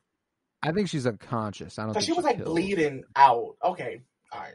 Because I'm like confused. Okay. I think if they did kill Kitty Pryde, they didn't make a thing of it. Okay, because I loved how Rogue just went up to him and was like, you fell.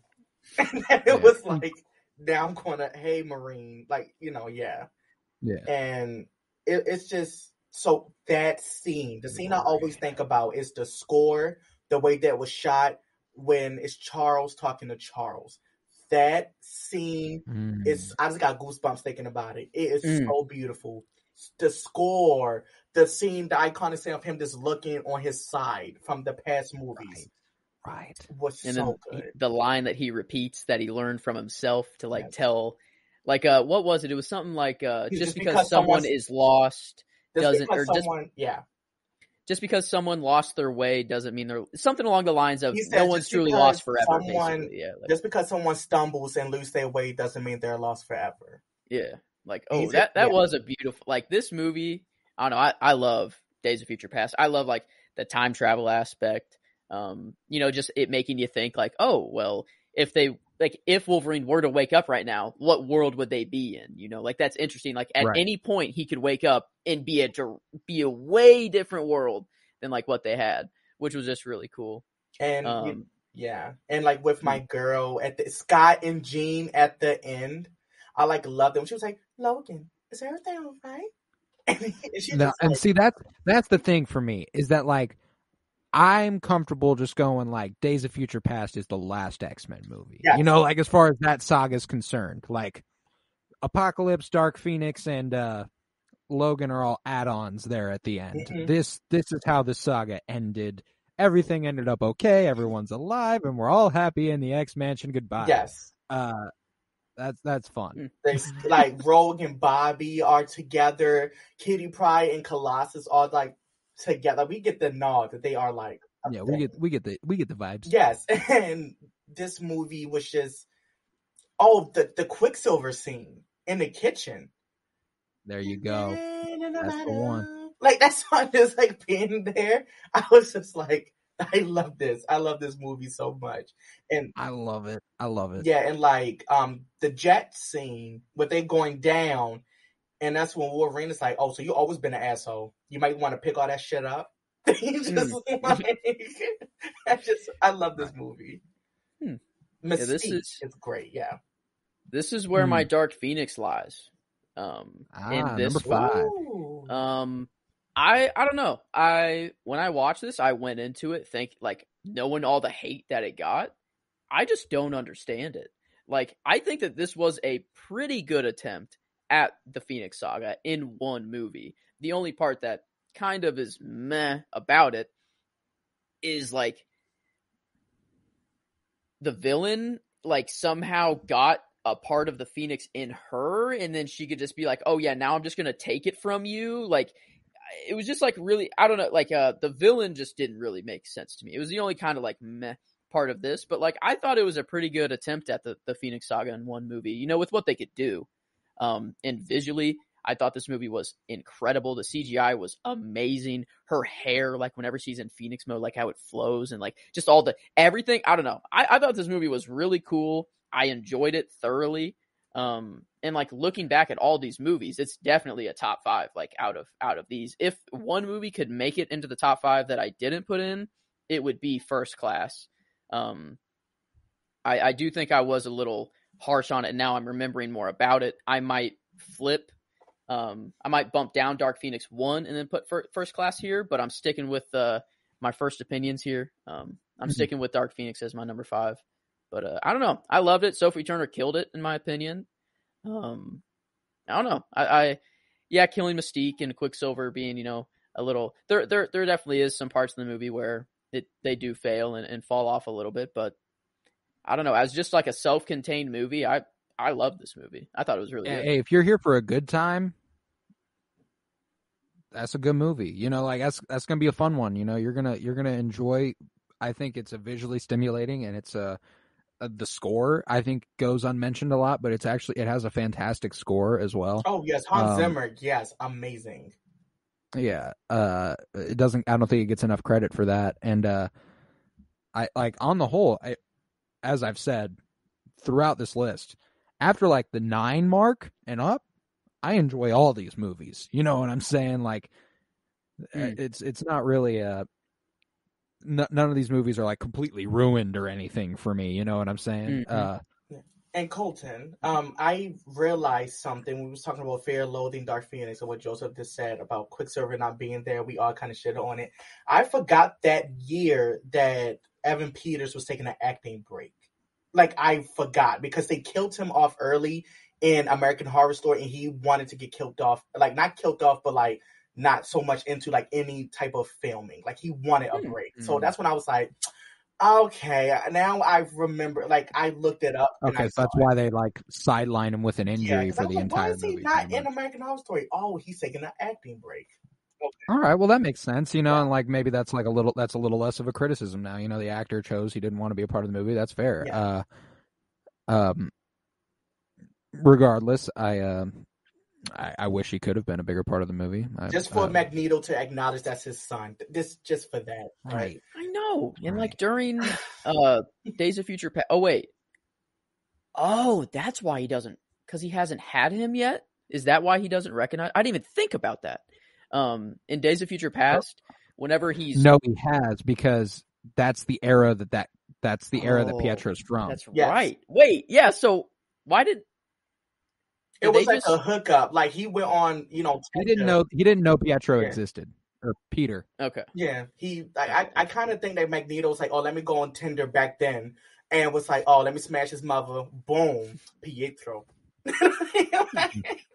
That's kind of how he made it seem. Is like Pietro was just like, yeah, my mom used to know a guy that did that. That's cool. Like, wow. And it's like, and he was like, oh shit. What do you know, man? Oh damn. But yeah, so top fives. I had First Class. She had Days of Future Past, and you had Dark Phoenix. Mm-hmm. That's correct. Right. I have my list right here, so I can remember. Yeah. All right, perfect. All right, now on to 4. This is where my Days of Future Past lies, and it's funny because her immediately marking that the reason it's her number 5 is because Wolverine's the focal point. That's exactly why I bump it above First Class, and it's my number 4. Because I do love Wolverine, and this is the first time I feel like he really, really got a good shake. I don't like, prior to this he'd been the focal point of the movies, but I still don't think they'd done a good job with it. You know what I'm saying? Mm-hmm. Like they just made him the focal point of the movies. And this was the first time that I was like, okay, fuck yeah. I really like this. And he was he was the focal point, but also not really.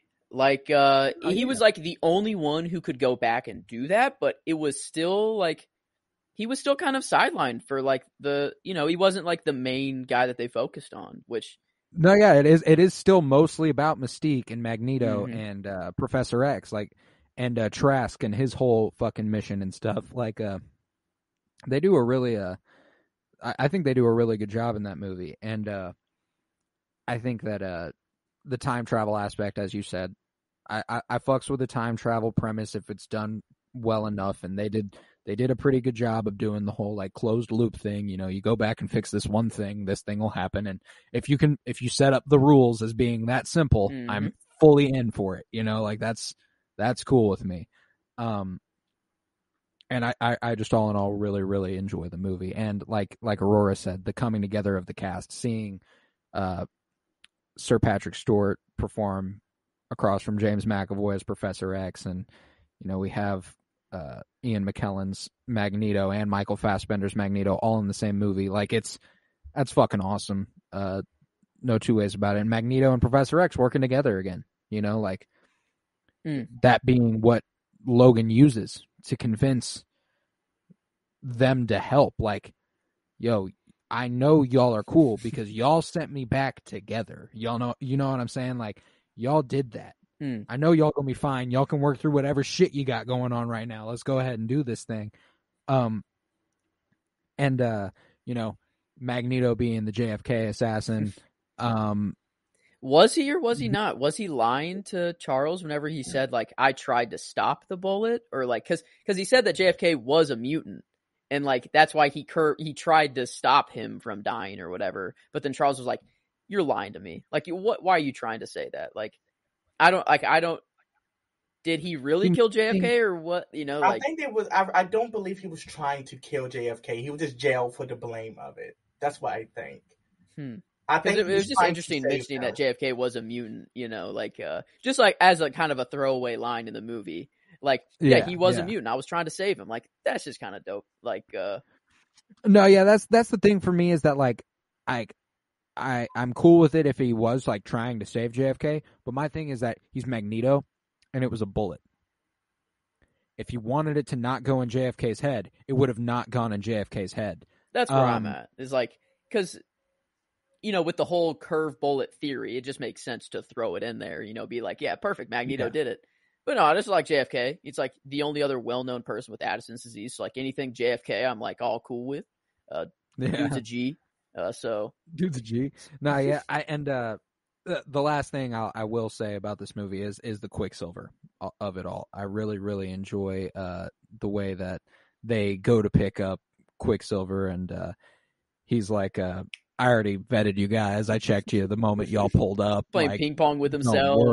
Yeah. Like, and Evan Peters as Quicksilver. This is the introduction here. We didn't see him as Quicksilver prior to this, and I think it very quickly became one of my favorite comic book movie castings of all time. You know, I think it fits perfect, and he does a fantastic job here. And the scene where, you know, he runs around the kitchen poking the bullets and moving the guns and setting everybody up to fuck each other up, and all the meanwhile Magneto, Wolverine, and Professor X are just sitting there. Like, I love that, and I think it was all in all a really entertaining movie, and Mystique being the hero. Mm-hmm. Not something you anticipate. Man, and this completely changes the course of X-Men history with that. A great way to wrap it all up.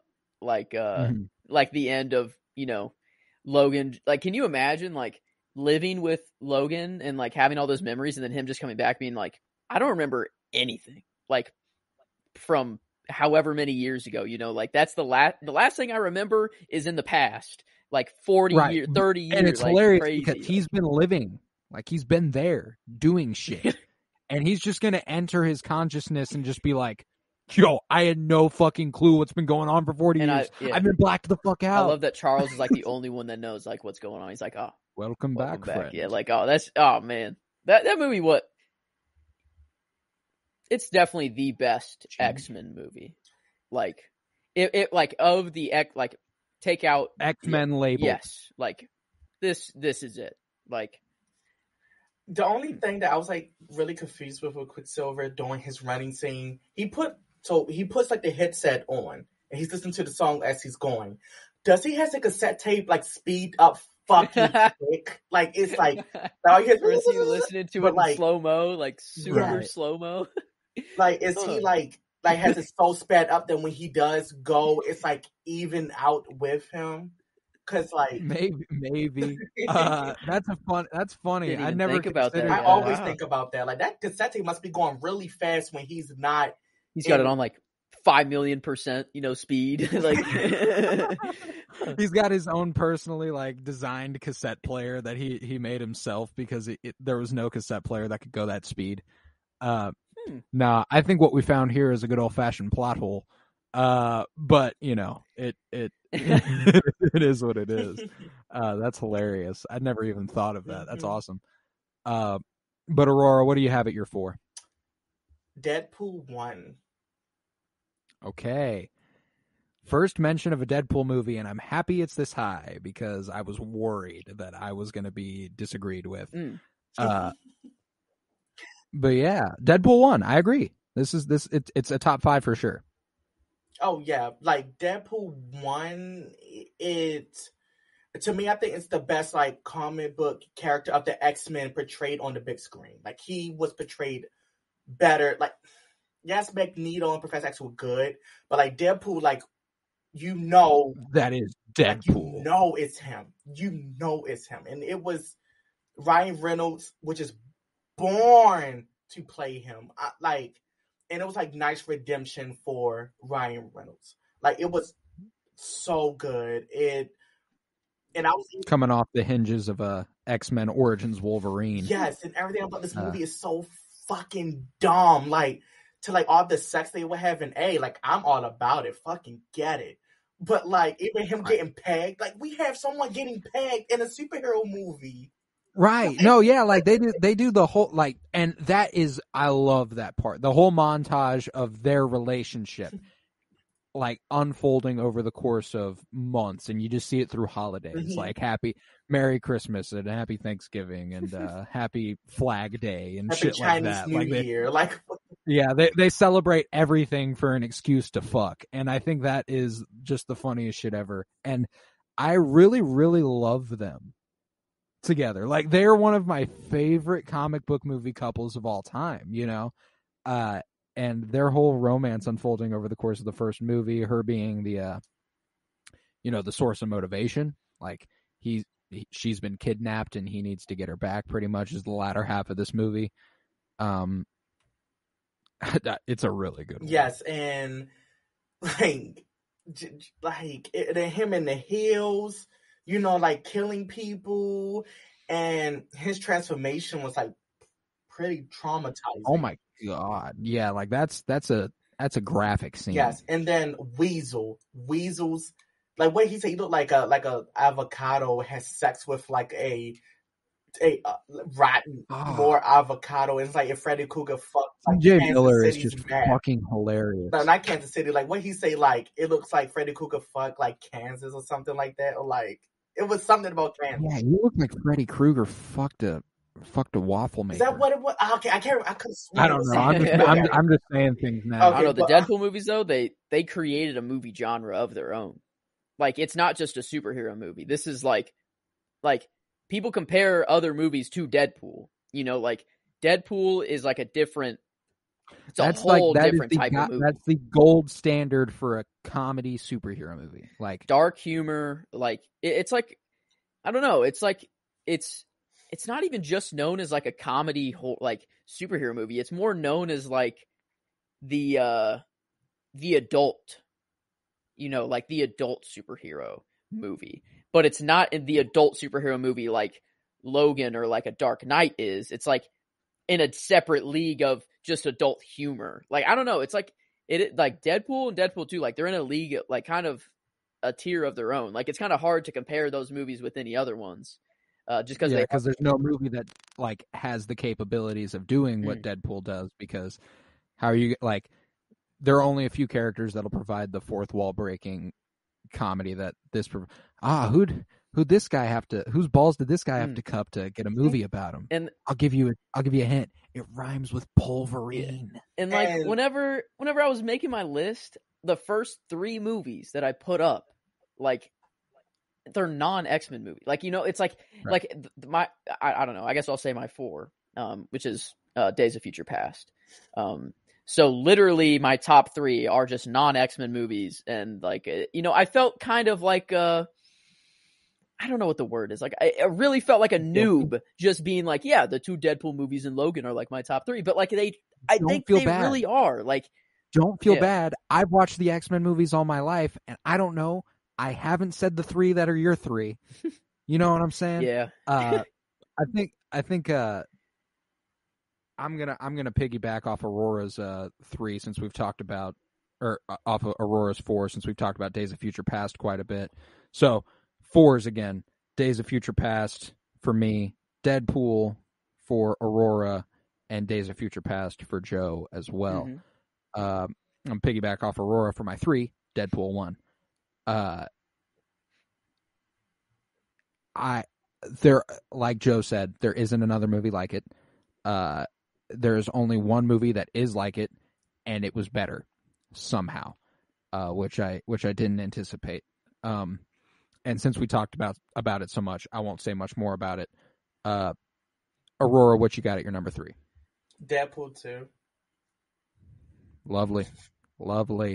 It just makes sense. Like it's like seeing DP1, DP2. It's just like it makes sense, and like even though we kind of see how like Dark Phoenix would end in Deadpool 2 because Jean is the only one that's not there with the X-Men.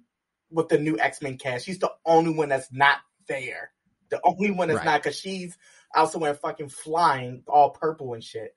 But like, I love that. I love how he's like, how are we always here and no one else is fucking here? Like in the X-Men, he's like, no one else and the whole fucking fourth wall break where it's like, Colossus was the only one we could afford. Yes, and being like, we couldn't afford any bigger name X-Men characters. I just love how he just like how he says it in 1, and then in 2 he just gets mad. He's like, how was no one ever fucking here but you 2?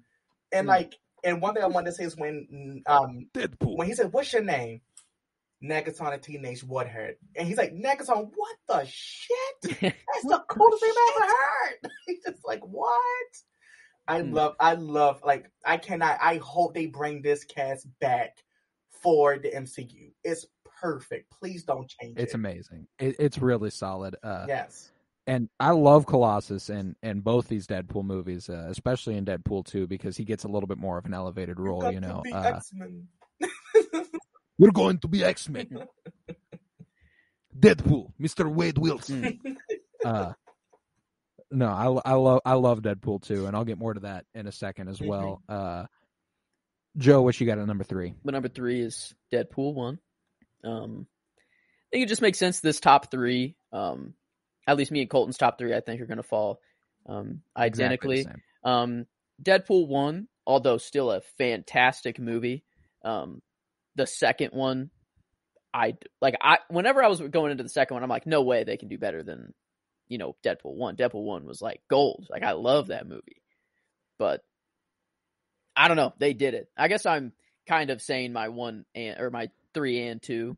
Yeah, I'll segue with you. It's my 2. Yeah. So like your 3, my 2, it goes right hand in It's hand like there, Deadpool 1 was, pretty much just dealing with Deadpool and his origin story, But then they had to have a lot more fun with Deadpool 2. Everything was already established, what he is, and we just jump right into it basically. And that's like what happened, having, Thanos, the voice actor of Thanos, just like it just makes it even more funny. Like, right. Like I don't know. This movie was just hilarious. Every part about it is just super funny. With the team up, whenever they're like finding like their squad or whatever, and it's like, showing one by one, like, oh, what can you do? And it's like, I'm just lucky. I don't know. I can't. I'm just lucky. Like that was, that Zazie Beats. And I'm just lucky. I wonder if that was like a Stan Lee, creation thing, because every time he's been asked, like, what would be your superpower if you could choose? What would be your mutation? What would be anything? He always says, I would love to be lucky. Just have everything work out for me. He said, I'm getting in a car crash, but I'm lucky. I fall out and I live. Like that's what he says every time, that he would wish to be lucky. And I don't know. Every time I see luck in the MCU, I always think a Stan. Well, Domino, yeah, this character, I'd be willing to bet that was a Stan Lee creation. It's a pretty old character. Mm-hmm. But Domino creator in Marvel, Fabian Nicieza Rob Liefeld. Wow. Yeah, What Fabian. Name. Good old Fabian. 1992. Long ass name. Like the one thing about Deadpool 2 that I really, really liked for me was the end credits when he just takes like Cable's time shit and he kills him. He's about to do like the Green Lantern movie. He kills himself in X-Men Origins Wolverine. He's just like, right. And then he looks at baby Hitler and he's like, I can't do it. Like, still a baby. Like that's right. That's a good question to ask people. Like, if you had the capability of going back in time and you could kill baby Hitler, like, would you?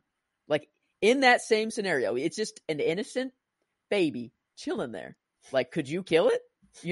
Like, Deadpool couldn't, it like, or did he? Right? He said no, right? Isn't that like, no, I can't. Yeah, do like, it. yeah, he stopped himself. Like, yeah. that is interesting. Like, this dude becomes one of the most evil people in all of history, but like, just seeing him in baby form can like be enough, But I mean, like, I wouldn't do it. I would just fill out the tub and then see, his chances. Just be like, all right, here.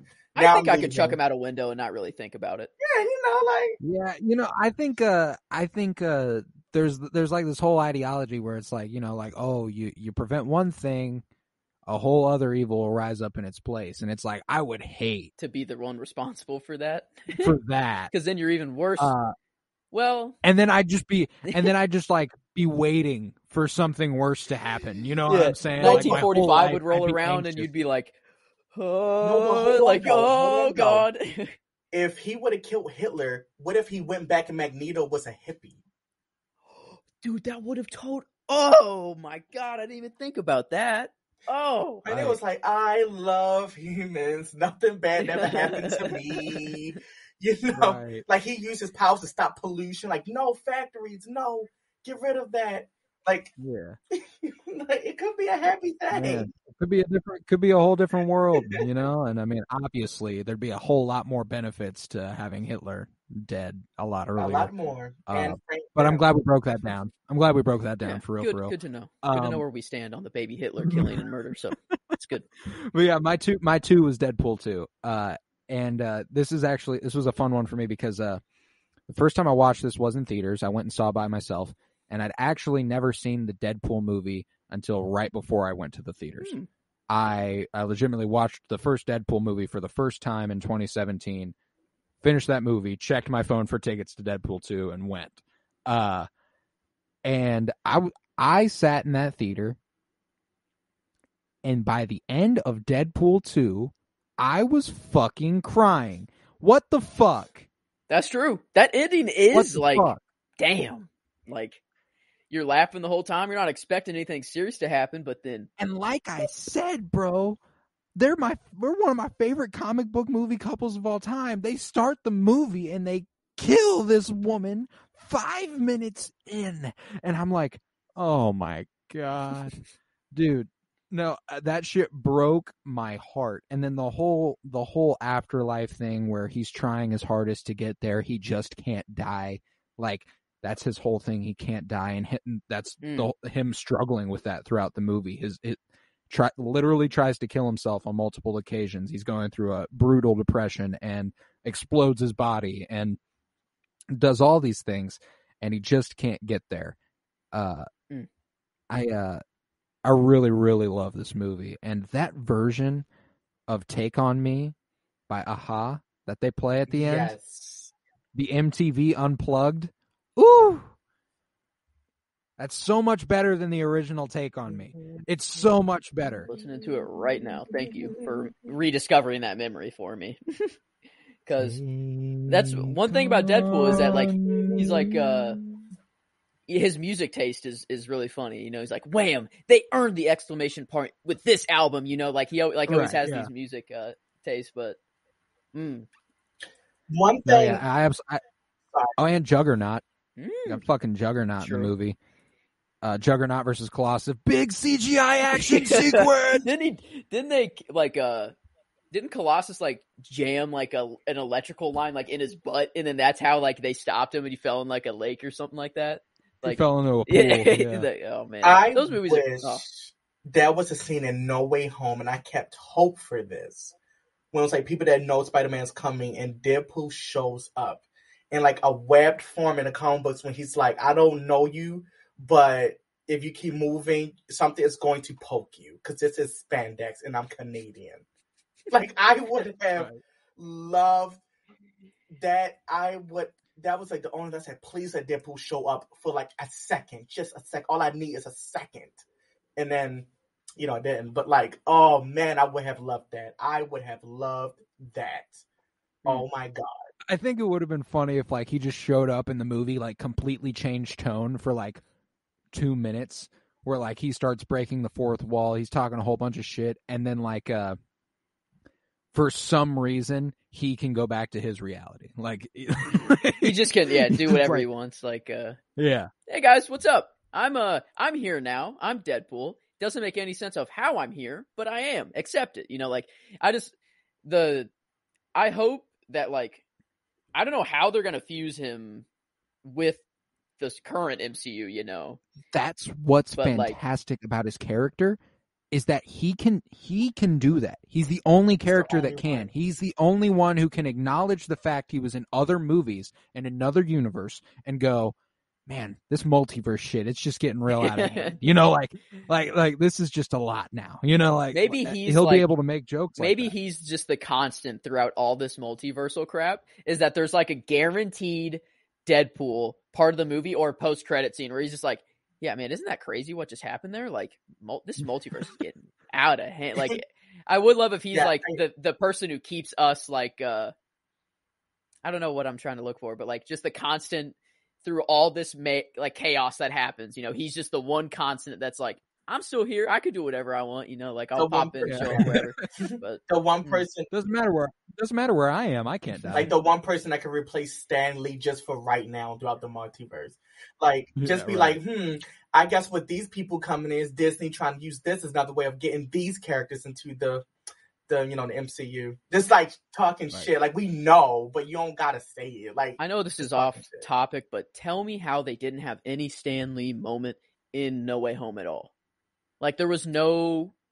It's Spider-Man. That's like, come on. I will say, like, I've seen it in theaters 3 times now. Do you think there was supposed to be a moment? No, I think there are a lot of homages in the background to a lot of different comic book creators. There's a lot of references to Steve Ditko, specifically, just in like wall art and graffiti and stuff.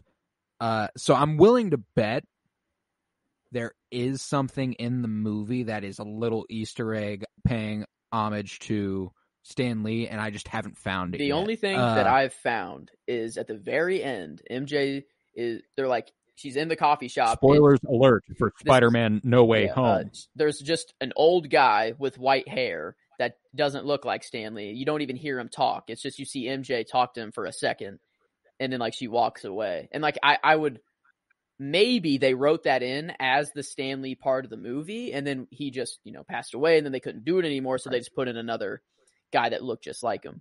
But like maybe. Maybe Deadpool could replace the Stan Lee.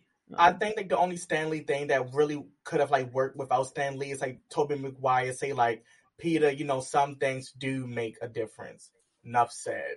Like that was it. Because that's what he said, about Aunt May's, like he could say that for Aunt May's death. Like some things do make a difference. Or even holding the goblin. Sometimes one person can make a difference. Like even the goblin part, he could say like, Peter, some things do make a difference. Like, that. Right. I would have been like, see, now I'm going to cry. Like, I would have been like that. No, yeah, that would have fucked me up, I wish Stan could have seen that movie, man. He would be so proud. Like, that's the thing. Like, that's the saddest part of this movie is that he didn't get to see what it became. Yeah, I mean, it's just everything involving Spider-Man, the original creators of Spider-Man is kind of devastating now. We don't got to think about it. We can move on to we can Deadpool breeze right past and Logan. Deadpool 2, he's hilarious. I'm like sad now because why y'all do that? But I'll bring it back to Cable for a second. I obviously went in this movie going like, Cable's going to be the villain in this movie. That's going to be dope. I'm really ready for that. And then they make him a really sympathetic character, and I'm like, and obviously I knew that because I know who Cable is comic book wise and who he's been animated series and stuff like that. But like the tone the movie was approaching with was that he was going to be the villain, and that was the thing in the trailers and everything. So whenever the movie culminates with him giving away his chance to go home for Deadpool to live is like, man, that's some emotionally resonant shit. And the fact that he puts the little token there to protect him where the bullet was going to go. Like, man, that's some shit. Really? Like, even with this funny, movie where you're just laughing the whole time, like, really does, like, you shed a tear, like, when you watch, like, I don't know, I like tear up every time I watch that ending, Like, I do too. It's like, because, like, they also do this really meaningful found family thing there at the end. Whether it's, like, truly earned or not, I don't know. But, I mean, like, it's earned enough for the time being, like the way that it is his love sending him back. Like, they still need you. You have like the super serious, all of that, but then at the same time he's dying and he's like, oh no, not quite yet. I have one more thing to say, and then never mind. I didn't really feel like going out with that. The last thing I said, they always find like the perfect balance of, here we're gonna make you cry, but we're also gonna make you just laugh your ass off the whole movie too. Right. Which, man, that's just something they do well, is they can balance a good story with also just making you laugh the whole time. That was fantastic. It's just all in all, it's just a really, really good movie. I guess we haven't even, Aurora, you haven't even said your second place movie yet. Oh, we were too focused on Deadpool. I was so into Spider-Man. Deadpool. Yeah. I'm going to get judged for this. Logan. Hey, it's top 2. It's top 2. I'm here Logan. for it. And knowing what your 1 is, I can't complain. I really do. I think this is okay, and I expected it. Okay. But I'm joking. Yeah, Logan. Logan is my second because that movie was just so, it poured on my heart so much. Like it was so good. Even like them like putting in like, of course a lot of people could laugh at like the what's it called when like when a person with a penis can't get hard. What's it called? Erectile dysfunction. Yeah, Erectile that with like dysfunction. his claws. He couldn't. He had to like pull it out, and like that thing that Professor Xavier said, that like that saying that he said like when he was dying or something like that. It was so much meaning behind that, and it was like, oh, like when I looked it up, like what that meaning was, it was so sad. And his death and Logan's death, when he was like, oh, so this is what it feels like. Like, oh my God. It was. Logan, I had no idea, but this movie was originally like filmed in black and white and then adapted to color. Like filming this movie, they had the thought in their mind that this is going to be a black and white like film. And then the movie that we saw, obviously in color, it just enhanced the visuals of this movie. I don't know how, but somehow like them just being like, okay, this is going to be a black and white movie. And like, we're going to focus on the visuals really hard. Like just like this movie is visually the only one that compares to like Dark Phoenix, in my opinion. Like this movie, you can take a freeze frame of almost any scene and it's like a wallpaper. Like almost any scene, you could pause it and be like, damn, that's a wallpaper right there. Yeah, it's fucking beautiful. And if you've actually purchased it, like I don't know if this is the case on DVD, but on digital release, like if you own Logan, you can watch it, and there's an option Logan Noir. No that way. is black and white. Oh, I've never seen it. I need to see it in black so and white. You'll have to come through and give it a view. You'll have to come through and come give it a viewing on the projector, because that's what I did. It's beautiful. It's a beautiful movie. And anytime that a movie is meant for black and white, the thing that stands out about the visuals, it seems, is the contrast, because they go with darks and bright whites. You know what I'm saying? Sense. Like, so like whenever you're watching it in color, the bright stuff is just stuff in color that's really, it becomes vibrant. Like the way in the opening sequence, like the blue light shining over his car when he absolutely decimates those dudes on the side of the road. Yes. Like that, those shots are really beautiful in that blue light hue sort of thing. But knowing it was meant to be black and white, like when you see it in gray, it's like, it's a whole other thing. And, I really like Logan. That's a good spot for it there at 2. You got anything else to say on it? Just when I come back in May for Multiverse of Madness, we got to do that. Right. I'm there. But that's like just and how like graphic the kids were and like killing. What was that group called again? I can't remember. It's like blinking. Who were they killing again? Yeah. Oh my God. Well, the antagonists, like when they was killing the antagonists, it was so graphic. Like I was like, oh, like I kind of felt like Logan was setting up New Mutants. Like I kind of feel that with like the dark route of like the powers being used. Because the only person that was killing like that was Magneto. That was the only person that was killing like that.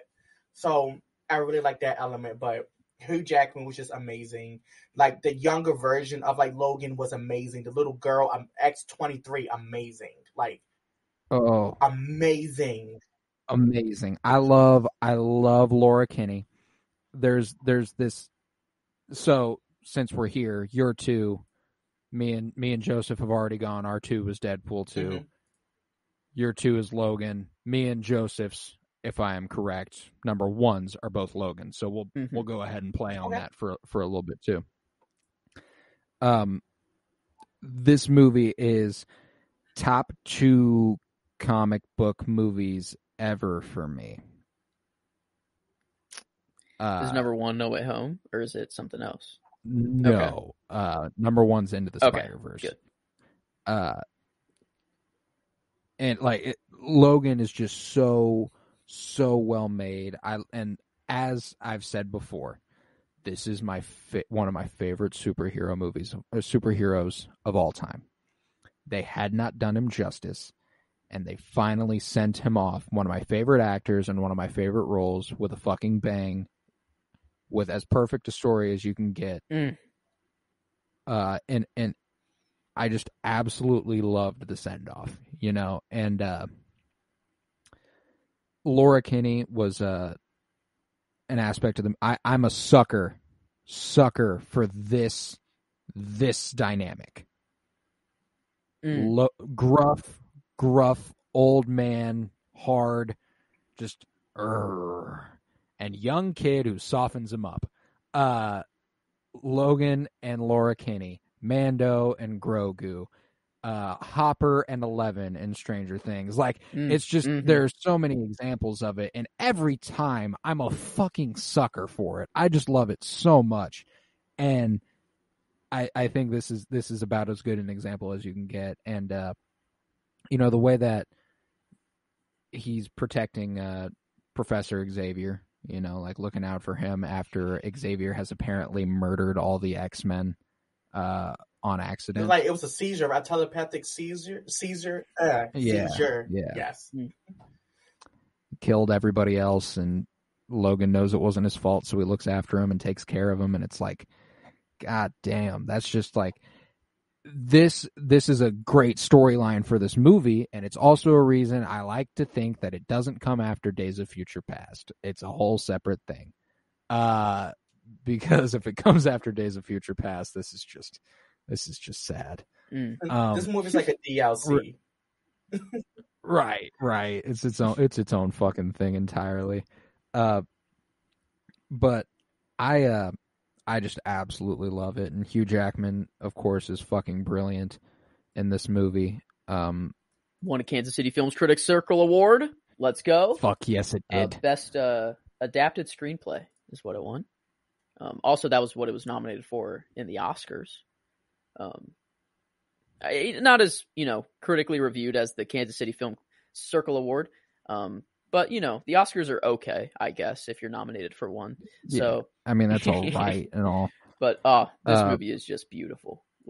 And I mean, the cast was fantastic. I mean, we had Patrick Stewart back as Professor X, Daphne Keane as Laura Kinney, and then Stephen Merchant as Caliban. Mm-hmm. I loved that character. Him being just like kind of there, like the last friend Logan has, and it's like, he's doing the whole, you're not really my friend, you're just kind of a roommate thing, and he's kind of hiding, he's hiding his feelings because, if his friends die again, he doesn't want to get hurt, et cetera, and, his friend, he's afraid his friend dies again, and he gets hurt. Richard E. Grant is in this movie, who was a classic Loki and General Pride in The Rise of Skywalker. He was the Doctor. And that's how I this movie, recognized him in Loki. Okay. Yep. Yeah, and James Mangold as the writer and director. I'm very, very, very excited to see what else he's going to do. I mean, he also directed The Wolverine back in 2013. Interestingly enough, and Ford vs. Ferrari, that was a good movie. Yeah, and he's also going to direct Indiana Jones 5. Ooh. So I'm very, very excited for that, especially since we've seen him send off a character who is classic so meaningfully before. It'd be cool if he could send off Harrison Ford's Indiana Jones in a really... I didn't even know there was a Indiana Jones 5 coming. I didn't even know that was confirmed. Yeah. I cannot believe it. Harrison Ford is like... Wow, yeah, I was going to say, he agreed to this? Yep. Going back in. Well, he'd only agree to it if he were killed off. I don't know. Does he hate Indiana Jones like he hates Star Wars? I don't think so. Like I and he's almost 80, not almost 90. He's 79. Which is still really old to be doing Indiana Jones crazy. Shit. Dude is... But yeah, James Mangold, incredible director. and I assume he will do incredibly well in the future, and he did incredibly well with Logan. Any last thoughts on Logan here from the squad?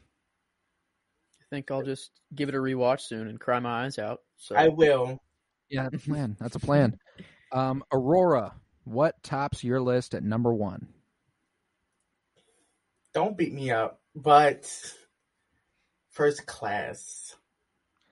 Hey, like I said earlier, as I was reading the ranking and I was thinking about why it was there, I went, holy shit, this is not 5. I honestly think it probably would have found its way up to, at its highest, the 2 spot. Like, it really could have.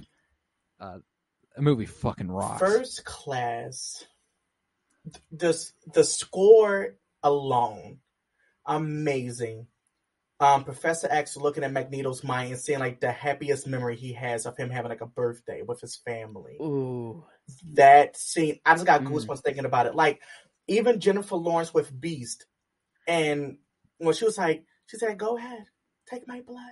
And it's like, the sex appeal was good. And it was like, it was playing with like, it made Mystique relatable. That was the most relatable Mystique in a movie like I felt, because she was like a woman that seemed like it was like a symbolism for like how women feel to me, because like I don't feel as pretty as other girls. Like, even when Charles was flirting with the other woman, she does that thing with her eye trying to get the attention, or when she was going for a Beast and with her Magneto, and it was so much like with her, and like Banshee, amazing. And Banshee is amazing brought to life. Banshee was I didn't even care about the fact he wasn't Scottish. I loved the actor that did Banshee. Like, it was so good. And even like the little details, like when Beast wants to go get her blood with the needle, and like she flutters her eyelids with like the twinkle music, and it's like, I was like, I am buying this. I like this. Moira Taggart, amazing. The Hellfire Club, like January Jones, she was a good Emma Frost. It could have been better because she's like a bitch in real life. So I was like, oh, this is like good for her to play, but Emma Frost in that movie was that movie was just good. Kevin Bacon was it Kevin Bacon? Kevin Bacon. It was Kevin Bacon. Kevin Bacon is in this movie. Yeah, he is an American hero, right? Yeah, is Kevin Bacon in the Avengers? But a fantastic cast, I never thought about that. You know what? I'm making the full switch. The MCU just sucks because it doesn't have Kevin Bacon in it. Yes. That's true. It's true, and it's a fact. But so we've got, in terms of a cast here, James McAvoy, Michael Fassbender, Jennifer Lawrence, Kevin Bacon, Rose Byrne, January Jones, Zoe Kravitz, Nicholas Hoult, Edie Gathegi. It's just top to bottom, just a fucking brilliant cast. Looking back, like at my rankings, and it doesn't make sense where I placed it. Like me saying that Professor X and Magneto carried this movie should, like, that's kind of like the whole point of the movie, is like their story. Yeah, so right. Like, me saying that they carried this movie is basically saying that this movie did exactly what they were going to do, and they executed it very well. So like, yeah, I think it's just that I don't have like the like, whenever you guys were saying like all the scenes that happened in this movie, I'm like, oh yeah, that happened in this movie. Like, I completely forgot about the Mystique and Beast, thing where they're going back and forth, and like Beast is like, yeah, you'll never be seen as beautiful, blah blah blah. Like, that whole storyline was amazing. Like, all these storylines that I'm just forgetting, because I'm like, whenever I look back at these movies, I'm only thinking of the big story that happened, like the whole time. But yeah, it definitely deserves higher for sure on my list than wherever it was. Because like a thing with me with this movie is when we had started the trans group back in 2016 at this community center, and we was like giving movies that was like, hey, look at this movie, you want this and this and that and the third. I said X-Men First Class. I said everything, like, girls, everything Mystique says, I can replace it with like transgendered, because it's like when she was like, you think I'm pretty even like this, and he's like, blue, and you can just replace that with one word, and he's like, I can't see you like that, you're my only friend, and she's, you know, he said, you're my friend, and she's like, I'm your only friend. And it's just like her with that, it's just like the story, like the storytelling was so great. Like no character felt overboard or dramatic as to why they felt the way they felt. It was like everything was justified. Yeah. This movie is just amazing to me. Yeah, it is amazing, and like I really, like I think my instinct to put it at 5 was way too low. I think I'm gonna make an executive call. I'm switching my Dark Phoenix in First Class. Now that I think about it, like Dark Phoenix being in the top 5, it really doesn't deserve a top 5, like of all these movies. But First Class, it does deserve to be in the top 5. Right. So right. I'm setting that. I'm not sticking with my first opinions because my first opinion was wrong. Yeah, got you. My 5 became First Class. I never. All right. Oh, what you was going to say? Sorry. I'm thinking about it over here, and if we're like mandating changes potentially, like I'm thinking about the First Class taking a bump here and going like forward to Days of Future Past and Days of Future down to 5. Like what other superhero movie had done a whole new cast of the same characters that was done this well? Like, that's true. Was this their first? Like this was Magneto and Professor X's first like revamp. Oh my god! Like this is it. That's insane. Like I don't know. My like understanding of the X-Men, like how people enjoy it, is that the people, they love the older Professor and the older Magneto more. I don't see that at all. Like whenever I look back at like my favorite Magneto and favorite Professor X moments, it's always in their younger selves, like almost every time. Like I don't know, maybe it's just the actors that I like more. I just think they do a better job. I think I always thought that they had more to work with, you know. There are good moments with Ian McKellen and Patrick Stewart, but they're the moments when they just get to sit down and talk to each other. Like the thing about Professor X and Magneto in the modern trilogy is you can just elevate them a lot more. They can have those conversations in elevated settings. And instead of just sitting down for a game of chess, they can be on a battlefield in which Magneto is ripping up the very earth. And like it's like I think there's just more gravity to it in the early days. Like what I'm saying is like, okay, let's look at all of the Batman, Supermans, the Spider-Man, Fantastic Four, like the Jokers, all of that, like all these new superhero people that's like different actors that are playing them. That's always something that people have like they have something with. This movie was like, this Professor X and Magneto don't like, I've never really seen no one be like, I fucking hate them. Like, it's just like, I've never seen a revamp done did so well. Like, it was like, I'm with you. Yeah. You can prefer the older ones, but the only other revamp that I could see that just was like beautiful is like the Obi-Wan like prequel versus original Obi-Wan. It's like you really think that okay, these dudes are the same, like they're the same guy, but not to the like. I think that Magneto and Professor X, like these are the same people, like different actors. Who cares? But like they played the same people, you know, like. You really don't think of them as separate, like entities. You really think of them as just like, that's just his younger self. Like that's a continuation right there. And I'm a stick with mine. I don't think I'm gonna elevate it simply for I do think X-Men: The First Class probably is the second movie in terms of critical appeal behind Logan. But in terms of like the overall enjoyment I got out of them, which is kind of more what I was basing my list on, getting to see both James McAvoy and Michael Fassbender alongside Patrick Stewart and Ian McKellen, I think that does make me go. Days of Future Past just gives me a little bit more of the butterflies in the tummy. You know what I'm saying? But yeah, shit, that's a good list. That's a good list, and we finished the rankings there. Yeah, I feel like we weren't too different, but different in some areas.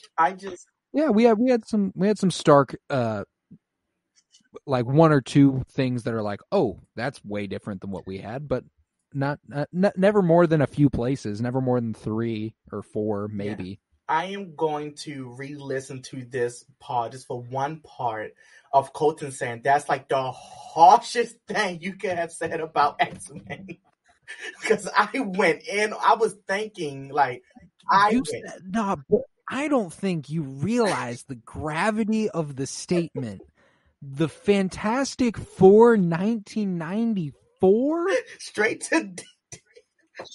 That is the worst. That is the single worst film that's ever been made. Whoa! You know, I was talking all that shit on X-Men Origins Wolverine, and Fantastic Four 1994 is even fucking worse than that. Straight to VCR. Oh my god, I'm looking at the thing right now from that movie. Holy crap, bro. It's just a big styrofoam block. It's Clarion time. Oh god. I'm sticking by it because when I had said that was no hesitation. I went straight through, and Colton's face was like, "Damn." No, yeah. I could not believe the slander that occurred there. But as we did with the 6 through 13, let's go ahead and list off. Let's go ahead and run through the whole list. And I'm also gonna take these lists down and post the graphics that I'll make for the lists individually on Twitter. They'll all be available there for you to check out as well. Yeah, Joseph, after like my 5, could you like continue on for me? Because I only have it written down. Yeah, I got you. I got them all. Great. Still, okay, I could do the first 5. All right. Then I'll start here. I got number 1, Logan. 2, Deadpool 2. 3, Deadpool. 4, X-Men Days of Future Past. 5, X-Men First Class. 6, X2. 7, X-Men. 8, X-Men Apocalypse. 9, X-Men Dark Phoenix. 10, The Wolverine. 11, X-Men The Last Stand. 12, New Mutants. And 13, X-Men Origins Wolverine. And that is my definitive Foxman movie ranking. So let's go with Aurora's next. Okay, so first, X-Men First Class. 2, Logan. 3, Deadpool 2. 4, Deadpool 1. And 5, Days of Future Past. And I'm handing the mic over to Joseph for me. 6 is X2. Then you had Apocalypse for 7. 8 is X-Men. 9 is Dark Phoenix. Then The Wolverine. The Last Stand. New Mutants. And then X-Men Origin Wolverine. Okay. So yeah, and all of our like bottoms are pretty much the same, like the 7 through 13. But for mine, I had Logan number 1, Deadpool 2 number 2, Deadpool 1 number 3, then Days of Future Past number 4. Now First Class sits at 4 or 5. Sorry, First Class sits at 5 for me, which means me and you now have the exact same top 5. But now my 6 is Dark Phoenix. That's where it got a little pushed down to. Then X2, then X-Men, then Apocalypse, then Wolverine, Last Stand, New Mutants, and X Origins Wolverine. I'm kind of throwing them as both at the end for me. So like, but yeah, there we are. All right. Well, there you have it, folks. That concludes Mutants Monthly number 5. We've ranked the Foxmen, And I cannot wait to see what we do next with Mutants Monthly. We'll kind of deliberate on whether or not we're gonna continue it this month or if it'll start back up February or exactly what the course of action is. But we'll have that information available on Twitter at PennyBloomPod for you to go check out. Yeah, so thank you very much. This was the Penny Bloom Podcast. I was Colton Robertson, joined by Aurora Carter. Thank you for joining me these last 5 months for Mutants Monthly. I feel like I have a life. I love it. Thank you. I know, it's amazing, right? Like it's like I have something I care about and look forward to that I like. Yes. Oh man, I have passion for something. This is awesome. I enjoy that. And my favorite superhero group. So thank you. Oh, you guys are mine. There's no doubt about it. And obviously, Mutants Monthly shall continue, and you will be a part of it. And alongside us will be Joseph George. Thank you very much. Yeah, thank you for including. Thank you for including the noob. You know, someone who doesn't really know a whole lot, like you two. Thanks for having me here. It's been a blast as always. So.